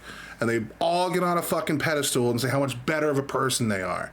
It's bullshit. I'm so frustrated with her, but I don't see how getting upset with her for doing this will lead to anything other than making her feel bad. Oh, it won't do anything. You're going to have to let her torch herself and then pat her shoulder after the consequences of her own actions ruin her year. The smart... See, right there, in that statement, President Sunday was hoping, okay? And this was covered in the video from his content creator, the guy who edits his videos, one of his video editors. President Sunday was practically hoping that Pixie would kill herself, because then it would definitely have ruined Tiny's career. Full send.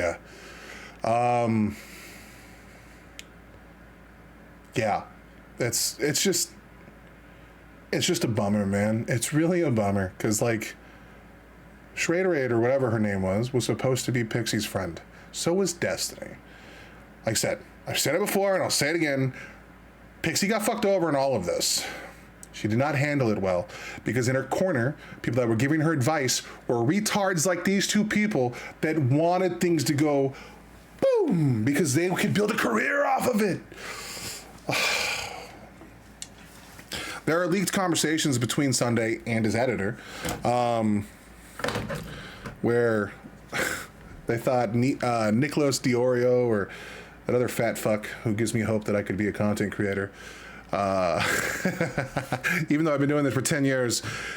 Look, I know why people don't watch my content. It's my fault because I'm not consistent with what I do.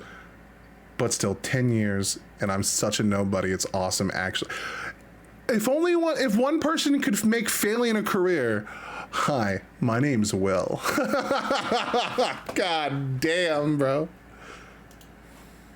Move actually would be to maneuver as a victim of Steven and put those people currently jumping down her throat on her side, but outraged about the fact of the leak and make that the scandal instead of, ooh, Pixie, no. Not a good nice. look. Kyla's being snaky about this. Pixie contacted her and was kind of trying to use her as a liaison. I told her Kyla can't be trusted to help with that.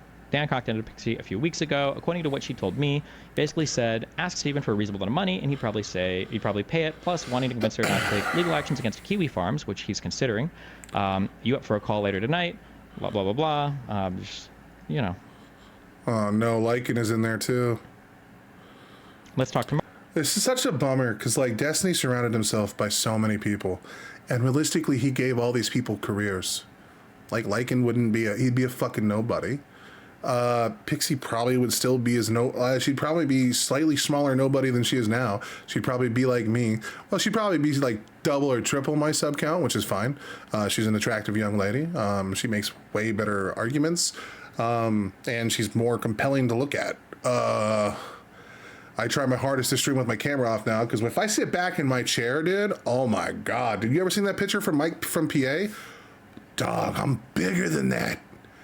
You know what I'm saying? Like, and I have no respect for my body, and I don't like the person I see. So why the fuck do you guys want to see that shit? And God damn, bro. Whatever. Enough self-hate. Let's get through this. We're almost done. Tomorrow, I'm going to talk with someone I trust. Sounds good. This is blackmail. Tell her under no circumstances to do this. Dan is a fucking moron, or he's trying to sabotage her. Seeing Lauren's name created by Lauren Dreven Hayden. Seeing Lauren's name pop up on Pixie's Substack confirmed to me that there was significant coordination going on in the background between her and Pixie. At least, and seeing Aaron and President Sunday talking and scheming so much made me wonder what everyone's ultimate goal was. Yep. Pixie going public was something I hadn't heavily considered because it seemed to worsen both of our positions on virtually every front. I make it smaller. Would he look a little better? Had been virtually unknown up to that point, and she had also proclaimed several times up to this point that she would kill herself if her parents discovered her role in it. I think if it was public info that you were taking legal action, 99% of people who come across it would assume it was because of your own videos and not even know about the other stuff, to be honest. I followed the bottom feeders and drama frogs who discuss all of this stuff, and very few people have even mentioned Pixie. I haven't actually heard Melina's name come up once. The blah, blah, blah, this guy, Smith, some weird dude. There's There's nothing she can do about randos on Twitter, but as far as communities that are close to her, it's pretty much a blacklisted looks like topic. She's driving shit. herself crazy because she's clearly name searching herself and just going through Kiwi farms. Like, look at this. So the whole time, Schrader is talking to Pixie, she's talking to President Sunday, and she's trying to talk to Destiny. This woman is a bitch. Not like lav bitch, but like she's like using Pixie and Destiny in the situation. Jesus fucking Christ, man. I didn't run. McQueen watched the video, and even most of his gay little chat was like, okay, even I didn't know Pixie was involved. What the fuck? Queefman? Did I fuck up? The only thing her going public seemed to accomplish was to make the material far more publicized than it ever would have been otherwise. Yep. It also became clear to me that Aaron and President Sunday weren't the main people Pixie was listening to in the background. Oh, shit. Update, nope, haven't heard from her since the 8th. But she's been active, so she's just ignoring me. Well, give it a couple days, or we'll give it a couple days. I'd like for her to update me, and she kind of randomly had been throughout this whole thing, but I think she's annoyed with me. I told her to gently readjust her expectations with money that she could receive in any sort of settlement, plus said the demand letter first wasn't a good idea. That's so disingenuous. What a fucking piece of shit he can be, man. Like, he literally put it in his video that Pixie was like a bad person for trying to extort Destiny, who was a victim of this sex crime by the hacker, not Pixie or anything like that. But he was like the one telling her what to do. Like, how scumfuckery is all of this shit? And for anyone in Destiny's situation, or even Pixie's, I would be infurious that everyone was such a fucking two-faced coward fuck in all of this. Again, forgiveness though. I'm not saying have them in your personal group anymore, but like, you know. Let me know when you're available to talk. Serious development, good development. Oh, I'm not free until tomorrow night to chat. TLDR, should it wait? Urgent, actually. Tell me I can't pass anything to Pixie, though. She's not replying, and I just don't feel comfortable bringing anything about this up to her.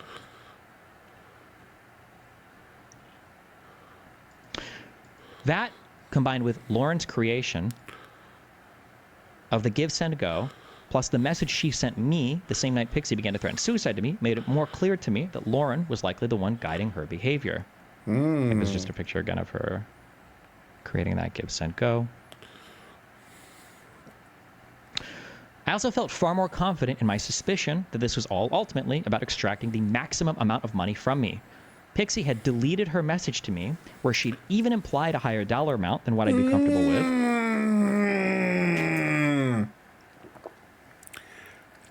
That's not good. So, something that a lot of people that probably don't know, like there are different levels of crimes, especially in like law, or you know what I mean? Like,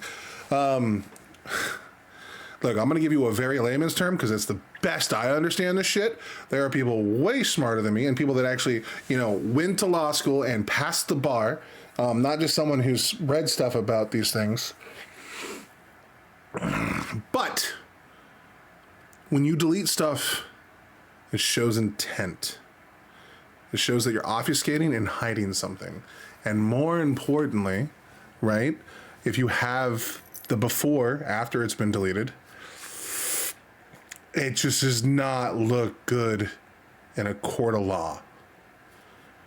This is why it is best to never go public with your information until all of your ducks are in a row and the case is ready to be filed. Full send. She fucked up so much already. This is starting to look really bad on her part.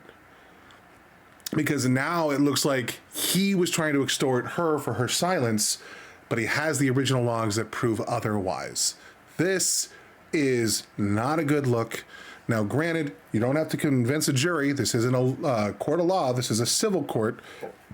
But a judge would look at that, because he's supposed to, and be like, well, what the fuck was the intent behind that choice?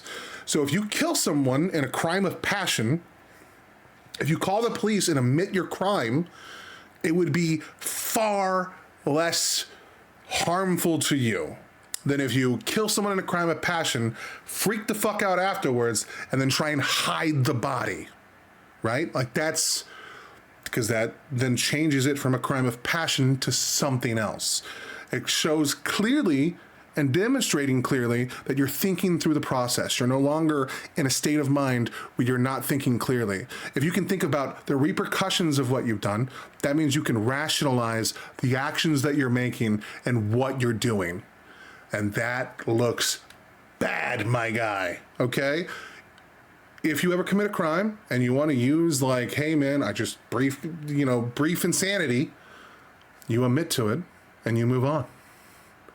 Now, obviously with the, you call the police, hey, there's a body here, they arrest you, then you don't talk, get a lawyer there, do your thing, let it go to whatever it is. I mean, you plead the fifth, you protect your rights, but you don't, if your goal is to just get the smallest penance for the crime, you don't do the criminal stuff afterwards, okay? So if you're ever in that situation, which hopefully out of like the couple hundred people who watch my content are, if you're gonna use the plea of insanity, you don't orchestrate things after the fact because it can make it look like you're thinking through the process, which insanity is not gonna, if you're insane, killing someone doesn't seem like that bad of an idea, okay? I'm just saying. In a court of law, now this isn't a court of law, so it's different, but this is a bad look for her regardless. So we are in our DMs where she said, I feel like whatever I ask you to cover will be too high a price too, and then I'm going to feel even worse over it. This message, the only time we'd ever discussed an actual dollar amount kind of, was deleted now from our DMs. Wow. That's not good. Seemingly tried to cover her tracks by implying that I could donate to a charity while texting a mutual friend. I don't think if Stephen faces consequences, he will change it again. If he wants to, he can donate the money to some charity or organization. I just think that other than jail, or even more than jail from the studies I read, money is the strongest reinforcer, and losing it is the strongest punishment.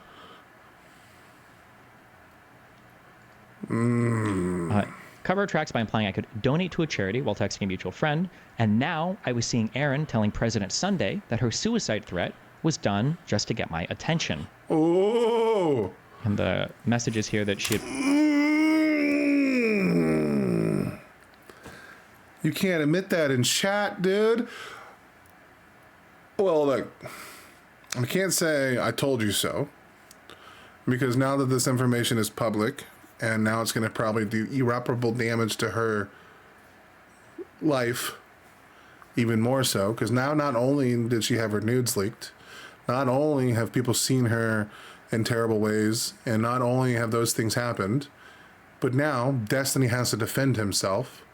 And the only way he can do that is by going after Pixie's character, because Pixie's character is the foundation for her argument. She didn't settle out of court. She started all this stuff. She went public before they had their conversation about financial incentives.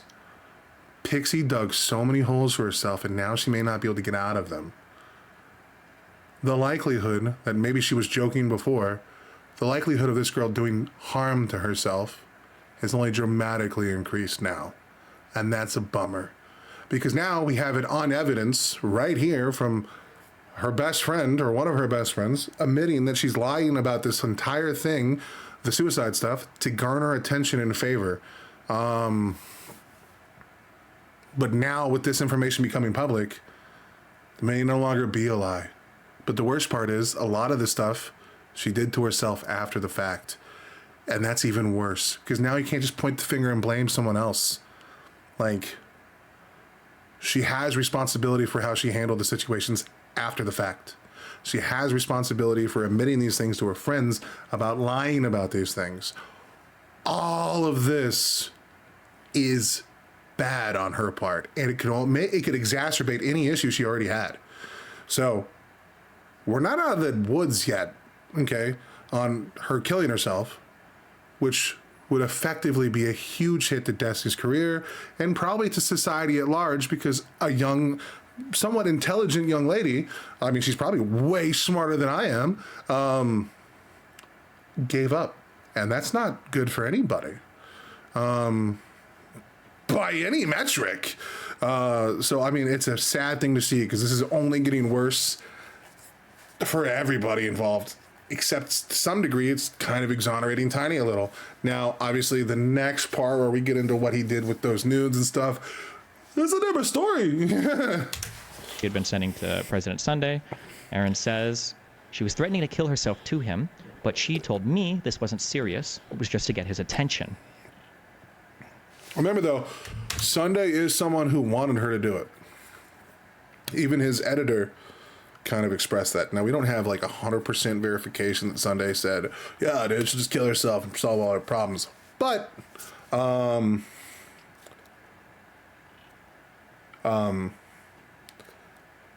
yeah, that's not cool.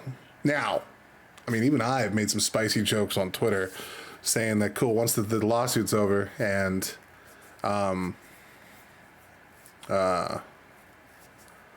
once the lawsuit's over and, what was it? So once the lawsuit's over and she's publicly humiliated, maybe she'll finally commit to the bit. I made the joke on Twitter, 100% facts, whatever. You can hate me if you want. I don't give a shit. I don't like it when people use suicide or this kind of emotional manipulation to garner any kind of support. Okay? I know a few people that have killed themselves. I mean, I struggle with the thought of it almost every day. So when people use that as like some kind of weapon, I don't like that. It's not other people's job to accommodate your emotional state constantly. At the end of the day, unfortunately, that's your responsibility. Now, again, most people in most situations can work their way through these things. Pixie's in a unique situation. I understand it's different, but I don't like it when people use that. And we have proof here that, and I think I saw this on his stream yesterday, where he showcased this, where it was all bullshit. So I lost a lot of sympathy for her after seeing this. And as of right now, my sympathy is that it sucks because now it's probably going to get worse. It really is. But, you know, people aren't well in this country, man. A lot of people are suffering under an enormous weight, and some of them didn't get to pick the weight. Now, obviously, I picked mine. I chose not to exercise. I chose to eat cheeseburgers. I chose to be so fat that it's hard for me to work at jobs, and then employers have a hard time wanting to keep me employed because I'm not appealing to look at. I understand. I have a mirror. There's a camera. I can see my own video right now. I don't like what I'm seeing. And that's no one's fault but my own, you know? And mine can be fixed. Pixie's, it's a little harder to unscrew that cap. You kind of just hope, you stream through it and people forget eventually. But the problem is, no matter what you do, there's always going to be people that latch onto that small thing and they're going to throw it in your face for the rest of your life. And there's nothing you can do. No one's going to be free from that, you know? But yeah, it's not looking good for her. And the problem is, even if Destiny wins the court case and, you know, gets all of his political capital back, if she kills herself, it's back to square one. We're doing it again. You know what I mean? And we need to address mental health issues in this country for sure. And some of them could be tied to sicknesses. Some of them could be tied to weight, beauty things. Some of them can be tied to being gay. Being transgender in our country right now has probably led to a lot of transgender suicides. There's just a lot of crazy shit going on. And we live in a society now where our problems are so first world that, like 50 years ago, people didn't have to care about this shit because, one, the internet didn't exist. Two, you could just move towns. And three, they were fighting off infectious diseases and fighting for civil rights and all of these other things. There were bigger pressing issues. We've become so comfortable that it's harder for us to like work through a thing. And now we pick and prod at the edges of cases to build up terrible shit. You know what I mean? Like, fuck, dude. Ugh.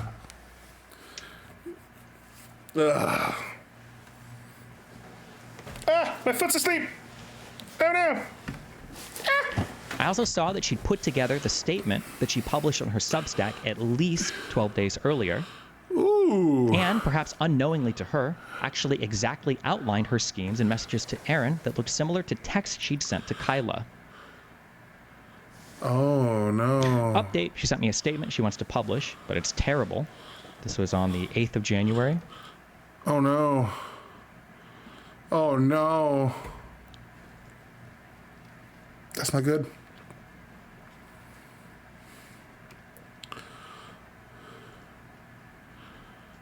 And then to Aaron, she says,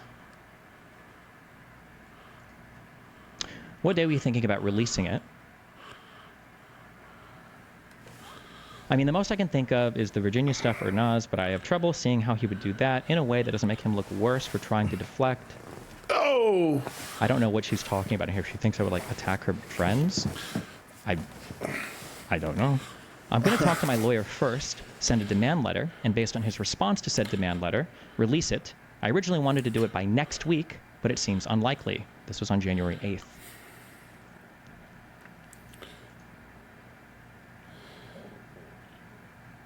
And then this looks similar to the text she'd sent to Kyla, or my friend, I should say, about deciding our course of action based on how I respond.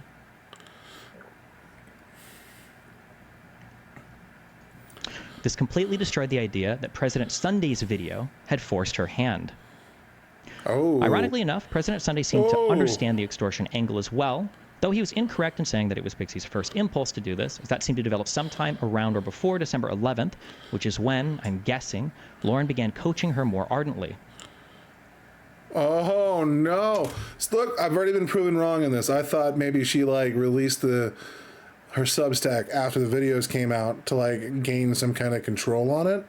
Like, if you're gonna release my shit, well then I'm gonna just make it public and just, here we go. You know what I mean? Like, since the cat's out of the bag, might as well pull the tag. You know what I mean? Like, it's over.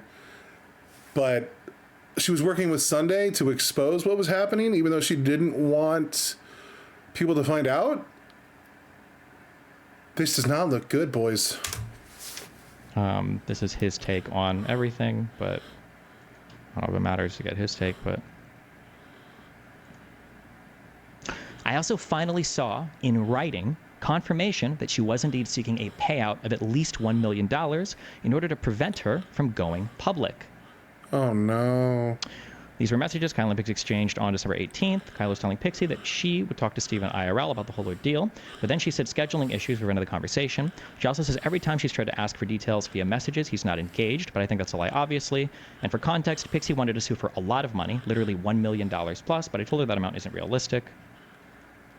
If she did that, which I doubt, that would be incredibly misleading. She's wanted an incredible amount of money from the start. I have repeatedly but gently told her that she will not get the sum she wants. There's no legal basis for her getting $1 million payout, which she repeatedly discussed with me. Oh no. No. Aaron thinks, for whatever reason, I guess, that I'm lying about having talked to Kyla, but every single person close to me, I basically said, hey, I'm not talking about this with you. We're not discussing this, except for the things in relation to the communication through Pixie, because I had no idea who was talking to who, and I just didn't want to be the mastermind manipulator or anything, so I didn't give instructions, talk to anybody, say anything, do anything. Unless they were communicating things to me from Pixie. Sharing videos. As a quick aside, and to get way further into my sexual life than I'd ever publicly want to, trading nudes or videos with someone isn't done to impress anyone, as Pixie writes in her Substack. In my world, it's generally just fun to see someone you're speaking with engaging in sexual acts. When the idea of making recordings comes up with someone, there are a few different categories that people tend to fall into. For people who are extremely concerned with their privacy, or material possibly leaking, I generally just recommend that we don't record anything at all, as there's always some risk that stuff can leak, and it's just not worth the anxiety of having any material. I said that earlier. If you participate in the action, by making the content, you create a situation to where it can come out. That doesn't absolve Destiny of anything, but it is true. If Pixie didn't want content like that to get out, and she probably didn't, you know, no one wants that shit, unless you're a sex worker, and then you got balls of steel, my guy, and I respect you, sweet, sweet ladies and boys. Thank you so much. It's the only way I get my nut off, you know what I was like, but At least these days. It's been like, fuck. There is some responsibility of the individual. Now, granted, we don't know explicitly like what permissions he had and stuff. We'll probably get into that here any minute, but it's not looking good. But let's see how he does this one, because this is the main gripe a lot of people have, that he shared some content that he shouldn't have. Anything at all, as there's always some risk that stuff can leak, and it's just not worth the anxiety of having any material like that recorded. If someone still wants to record something after that, I would generally just have them record on their phone for them to keep hold of the material. Other people don't view it as a catastrophe if the material leaked, and have already made recordings of themselves and others and exchanged them with other people. Okay. With that out of the way, conversations guessing as to whether or not any of the leaked material was consensually shared was a hot topic of discussion following the initial leaks. Pixie would send messages to people to tell them that she had never sent videos of other people to me before, and she portrayed herself in her Substack as though I was the first person to ever suggest this to her, and I was the first person she ever recorded material with. I know that she's messaged people with stuff like this. This statement and implication, however, are both false. She'd sent me videos of her and other guys multiple times prior to us ever meeting and requested material from me as well.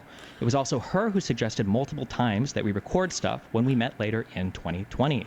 Yeah, that sounds about right if she already had that There's stuff. some videos of the guy I can send you later if you're interested also. Okay, I'll send you when I get them. This is just basically her talking about sending me videos of her with other people on Instagram where she DMs this to me. Basically, I don't want to read these, they're cringe as fuck. I'm with a guy friend right now, I can probably get a photo or video of him, blah, blah, blah.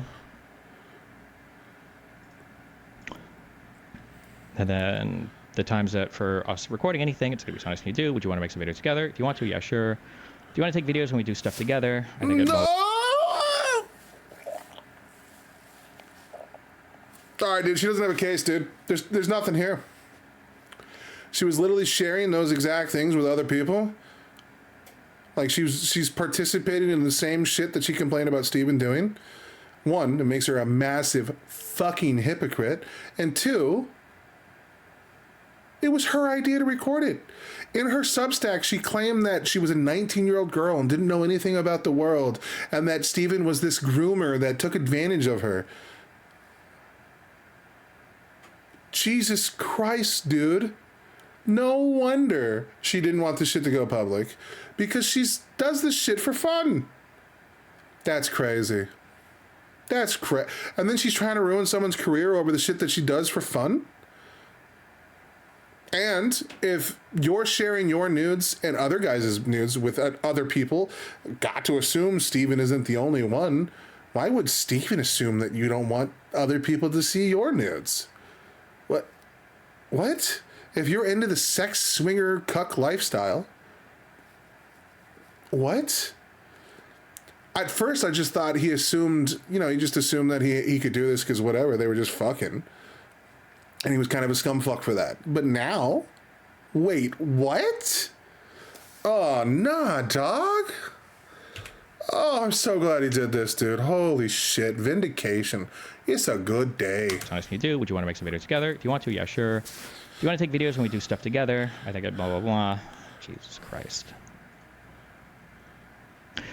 I was engaged to Melina at the time, so there's no way I would have agreed to anything that wouldn't have allowed her to view anything I recorded. Pixie was comfortable sending me videos of her and other identifiable men, with them even having saved the videos on their own phones. I took videos of some guy. I can send you later if you're interested. Sure, I'll send them to you when I get them. No. At no point in any of these conversations did Pixie ever mention having explicit consent from any of these other men to share these videos with me. I have no way of contacting them today to find out if she did. All this to say, consent was being reasonably understood by both sides of this situation. Nice. Back to the Substack. Pixie DM'd me first, I believe after we'd had a debate on some Twitch panel on October 23rd, 2019.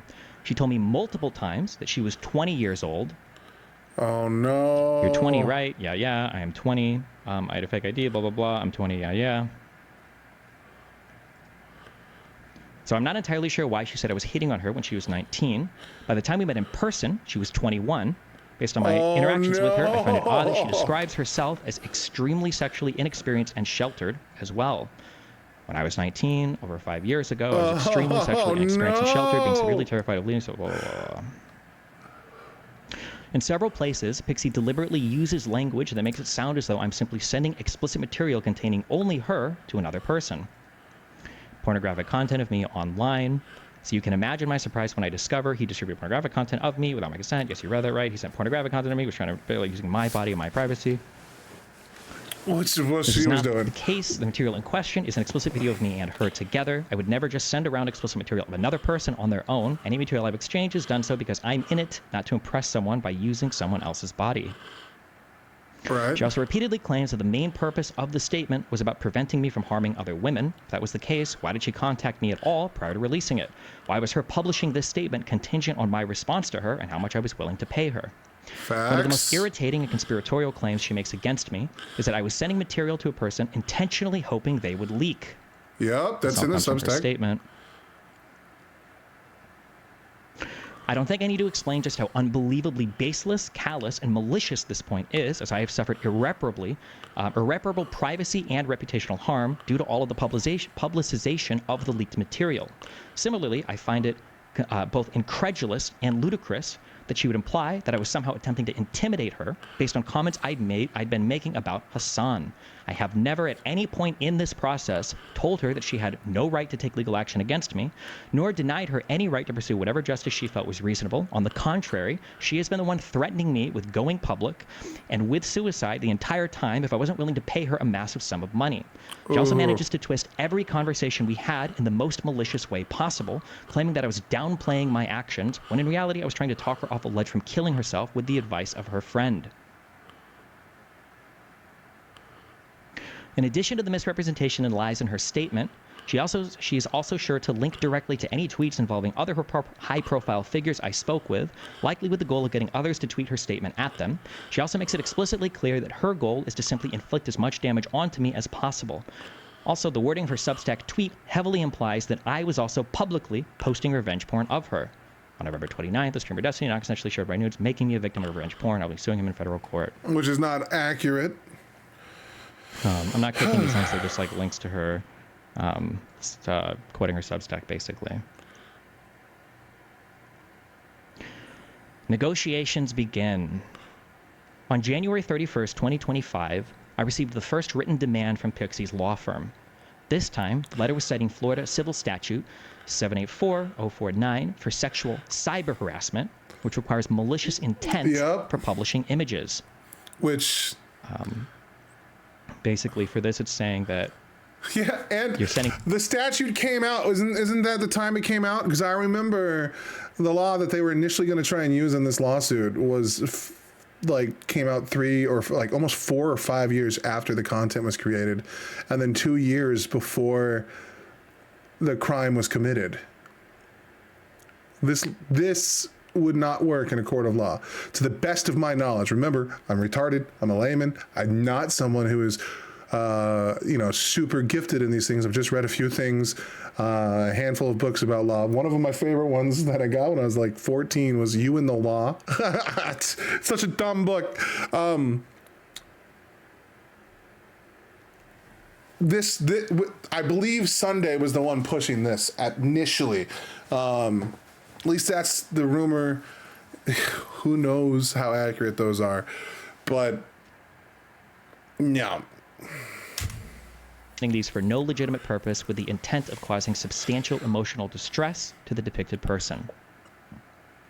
Thankfully, the demand to settle our dispute was a reasonable one, with Pixie only requesting $15 million plus legal fees in order to come to an amicable settlement. Notably, there was no request for any of this money to go to charity. As a result of this violation, my client has suffered considerable harm, including but not limited to severe emotional anguish, damage to personal relationships, and public humiliation. The unlawful actions have disrupted my client's personal and professional life, and we are now compelled to seek monetary compensation for these damages. In light of the foregoing, we hereby demand the following: immediate monetary compensation for the damages caused by the unauthorized disclosure of intimate images. Specifically, my client is entitled to at least $15 million in compensation for the following things: a formal written apology from you acknowledging your role in the unauthorized disclosure and the harm it caused, immediate cessation of further things, reimbursement of legal fees, failure to resolve this matter within 5 business days, All right.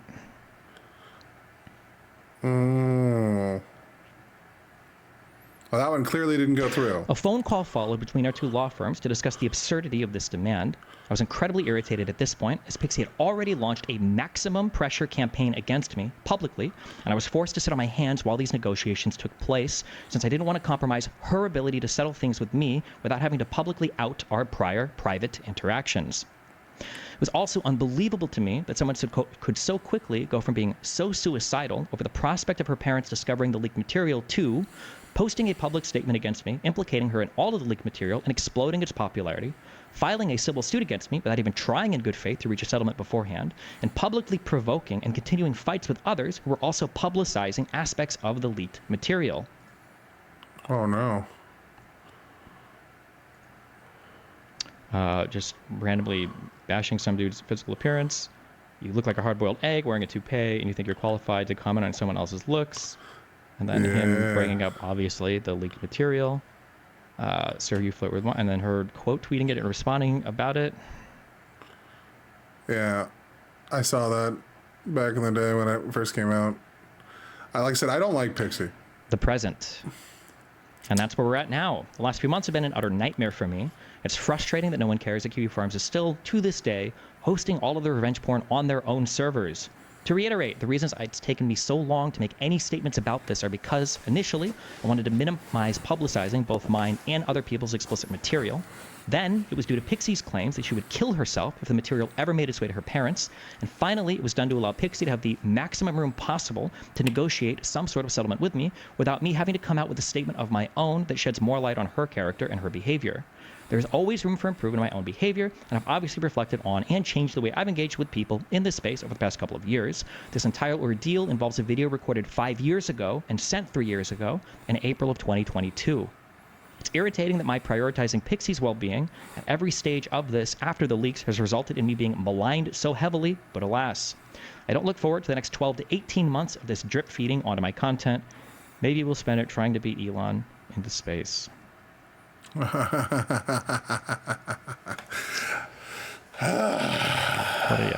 a fun adventure. I don't really want to get into like a huge back and forth on whatever bullshit. I know there are other situations and things that people have made, other accusations or claims that are all entirely fucking baseless. But I'm trying to do this one piece at a time because I'm managing multiple stuff, especially stuff that might become legal. I just have to be careful with exactly what I say about the other person, so I don't invite further civil action in the form of like, oh, now he's defaming me or blah blah blah. So,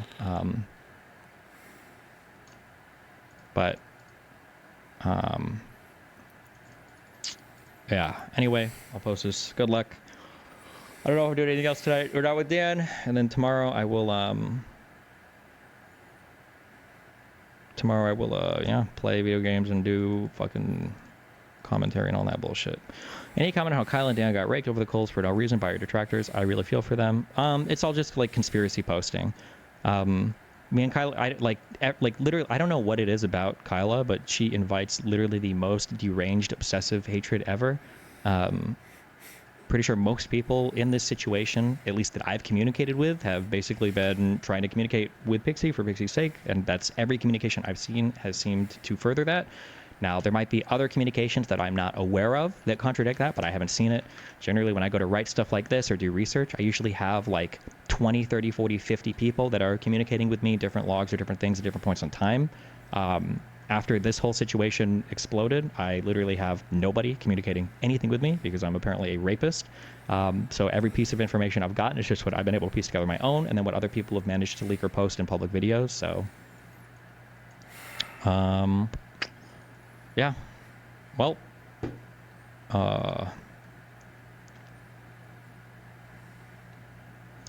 good luck. Have fun. Be careful. Stay safe. I will, yeah. I'll see you tomorrow. Oh, wait. Sorry, some guy asked this. Will you explain what I hired a more aggressive law firm means? Like, what does that more aggressive mean in this case, and how does it work having two firms? The first firm I contacted was to basically deal on the plaintiff's side, to deal with the person who is maliciously leaking and posting all of the material. However, they're I don't know how much I want to get out of this. If you have a good law firm, they usually specialize in certain types of things. That law firm is, I would say, specializes in plaintiff stuff. Like, they go after people who do certain things, but they don't really specialize in defense cases. It's just not really what that law firm does. So I retained a second law firm that specializes more in defensive stuff against people making claims against you. Hence the second one. But yeah. All right. Well, have fun. Be careful. Don't die. No promises there.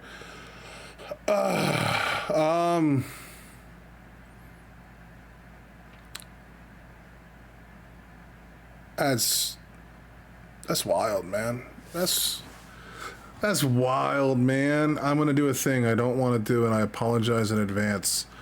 I hate myself. This is a shitty situation for all people involved. It's a shitty situation for the fans. And I'm not even fucking involved, bro. I'm not even sure I'm gonna post this video. I don't think there's a good chance I don't. I might have made this reaction just for my own shit. I'm gonna mull that over, probably talk with a few people, because this is the type of content that I'm not really about, you know what I mean? I don't mind reacting to political stuff. And the reason I wanted to watch it is because I wanted to see if Destiny did some scumfuck shit. I can understand through Destiny's thinking that sharing that video would have been nothing. She does it all the time. And it was also like 3 years ago, man. There's already been massive cases where she lied about her age. She lied about her intent. She admitted to her friends she was lying about being suicidal in this case. None of this looks good for her, and she made a lot of bad decisions leading up to this. And if she cared about people putting eyes on it, she went about the wrong way of doing that too. And it looks like he debunked the narrative pretty clearly that she only released it, like my general thought was that she released it to gain some kind of control of the shitty situation she was in. But she had posted a lot of that 8 days prior. I don't know. This doesn't look good.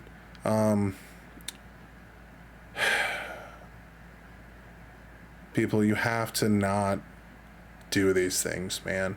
Like, look, I like loose women. God, I love them.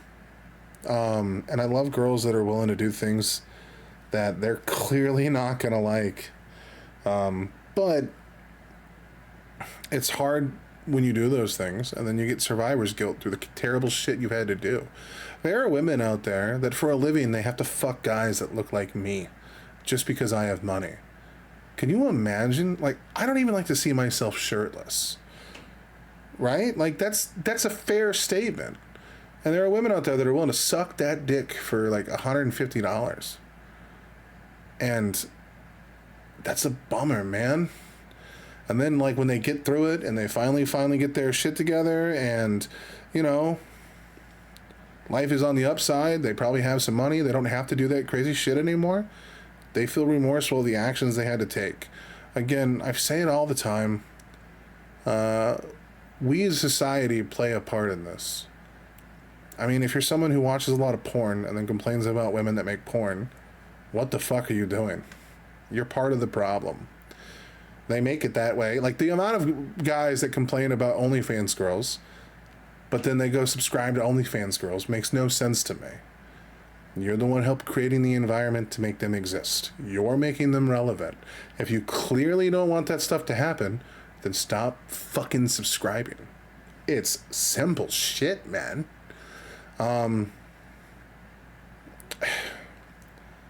This is shit he did. It's good that a lot of Destiny got a lot of vindication out of this, and it showcases that the person filing against him is probably not the most trustworthy person, but it's not good for all parties involved.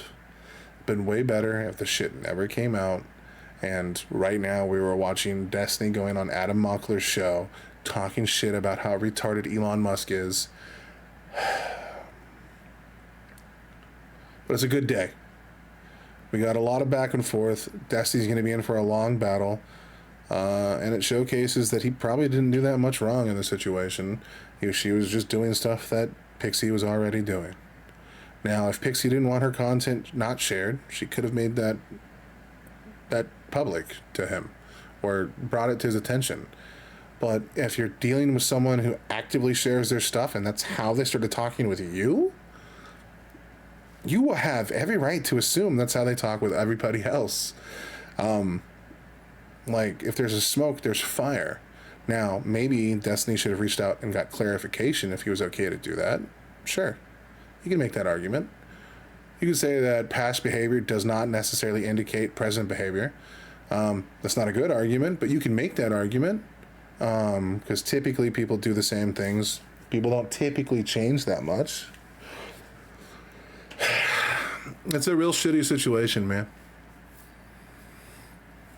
There's no cure-all for this, man. And the worst part is the left will hold themselves so accountable. And right now, President Trump is in the White House, and he was convicted of molesting a woman and convicted of 34 counts. 34 counts, man. I think he was hiding documents and shit and lying to the government and obstruction of justice, all these things that, you know, people are supposed to care about and they don't. And the left is willing to sacrifice a guy for doing something that he was doing with her already. That's wild, man. Let this be a lesson to all people. Don't make pornos unless you're willing to let your shit get out there. If you want to be doing that stuff, by all means, cool. We all like titties. Make the world a better place. Free the nipple. It's a bummer, though, man. It's a bummer. But I got 3 job interviews tomorrow, and things are looking up for me, so I'm going to ride this wave high, get a little vindication out of it, smoke a little weed, and hope for the best for all parties involved. Hopefully Pixie doesn't take her own life, and hopefully Destiny can get back to, you know, smacking the radical left people in the face and smacking the radical right people in the face, and we can get back to a little bit of level of normalcy in all of our lives while we watch the 2 radical parties fight each other like inbred dipshits. Let's get back to that. Anyway, if I upload this video, thank you for watching. I apologize about its length. I apologize about a sudden shift in content. I'm not always going to cover these kind of things. But I will venture a little into politics. But for the most part, I'm going to be doing Warframe videos, talking about what's going on in Warframe, items coming up, watching their content, putting it on there, and then probably doing a few rant videos, because as much as I love the game and have been playing since beta, I got my gripes, man. And DE is one of the few companies that listen to the people that play it, so maybe they might listen to a fat fucking neckbeard who's only got a few years left on this life. However, I have been saying that the entire time I've been making content, and somehow I'm still alive. So I don't know what the fuck, man. I don't know what's keeping me going. Maybe it's spite. Maybe it's that I just want to have Jack in the Box one more time. I don't know, dude. But fuck. Let's go. Thank you for watching. Have a wonderful day. And stay sexy, motherfucker. Could you imagine if I went through this entire hold on.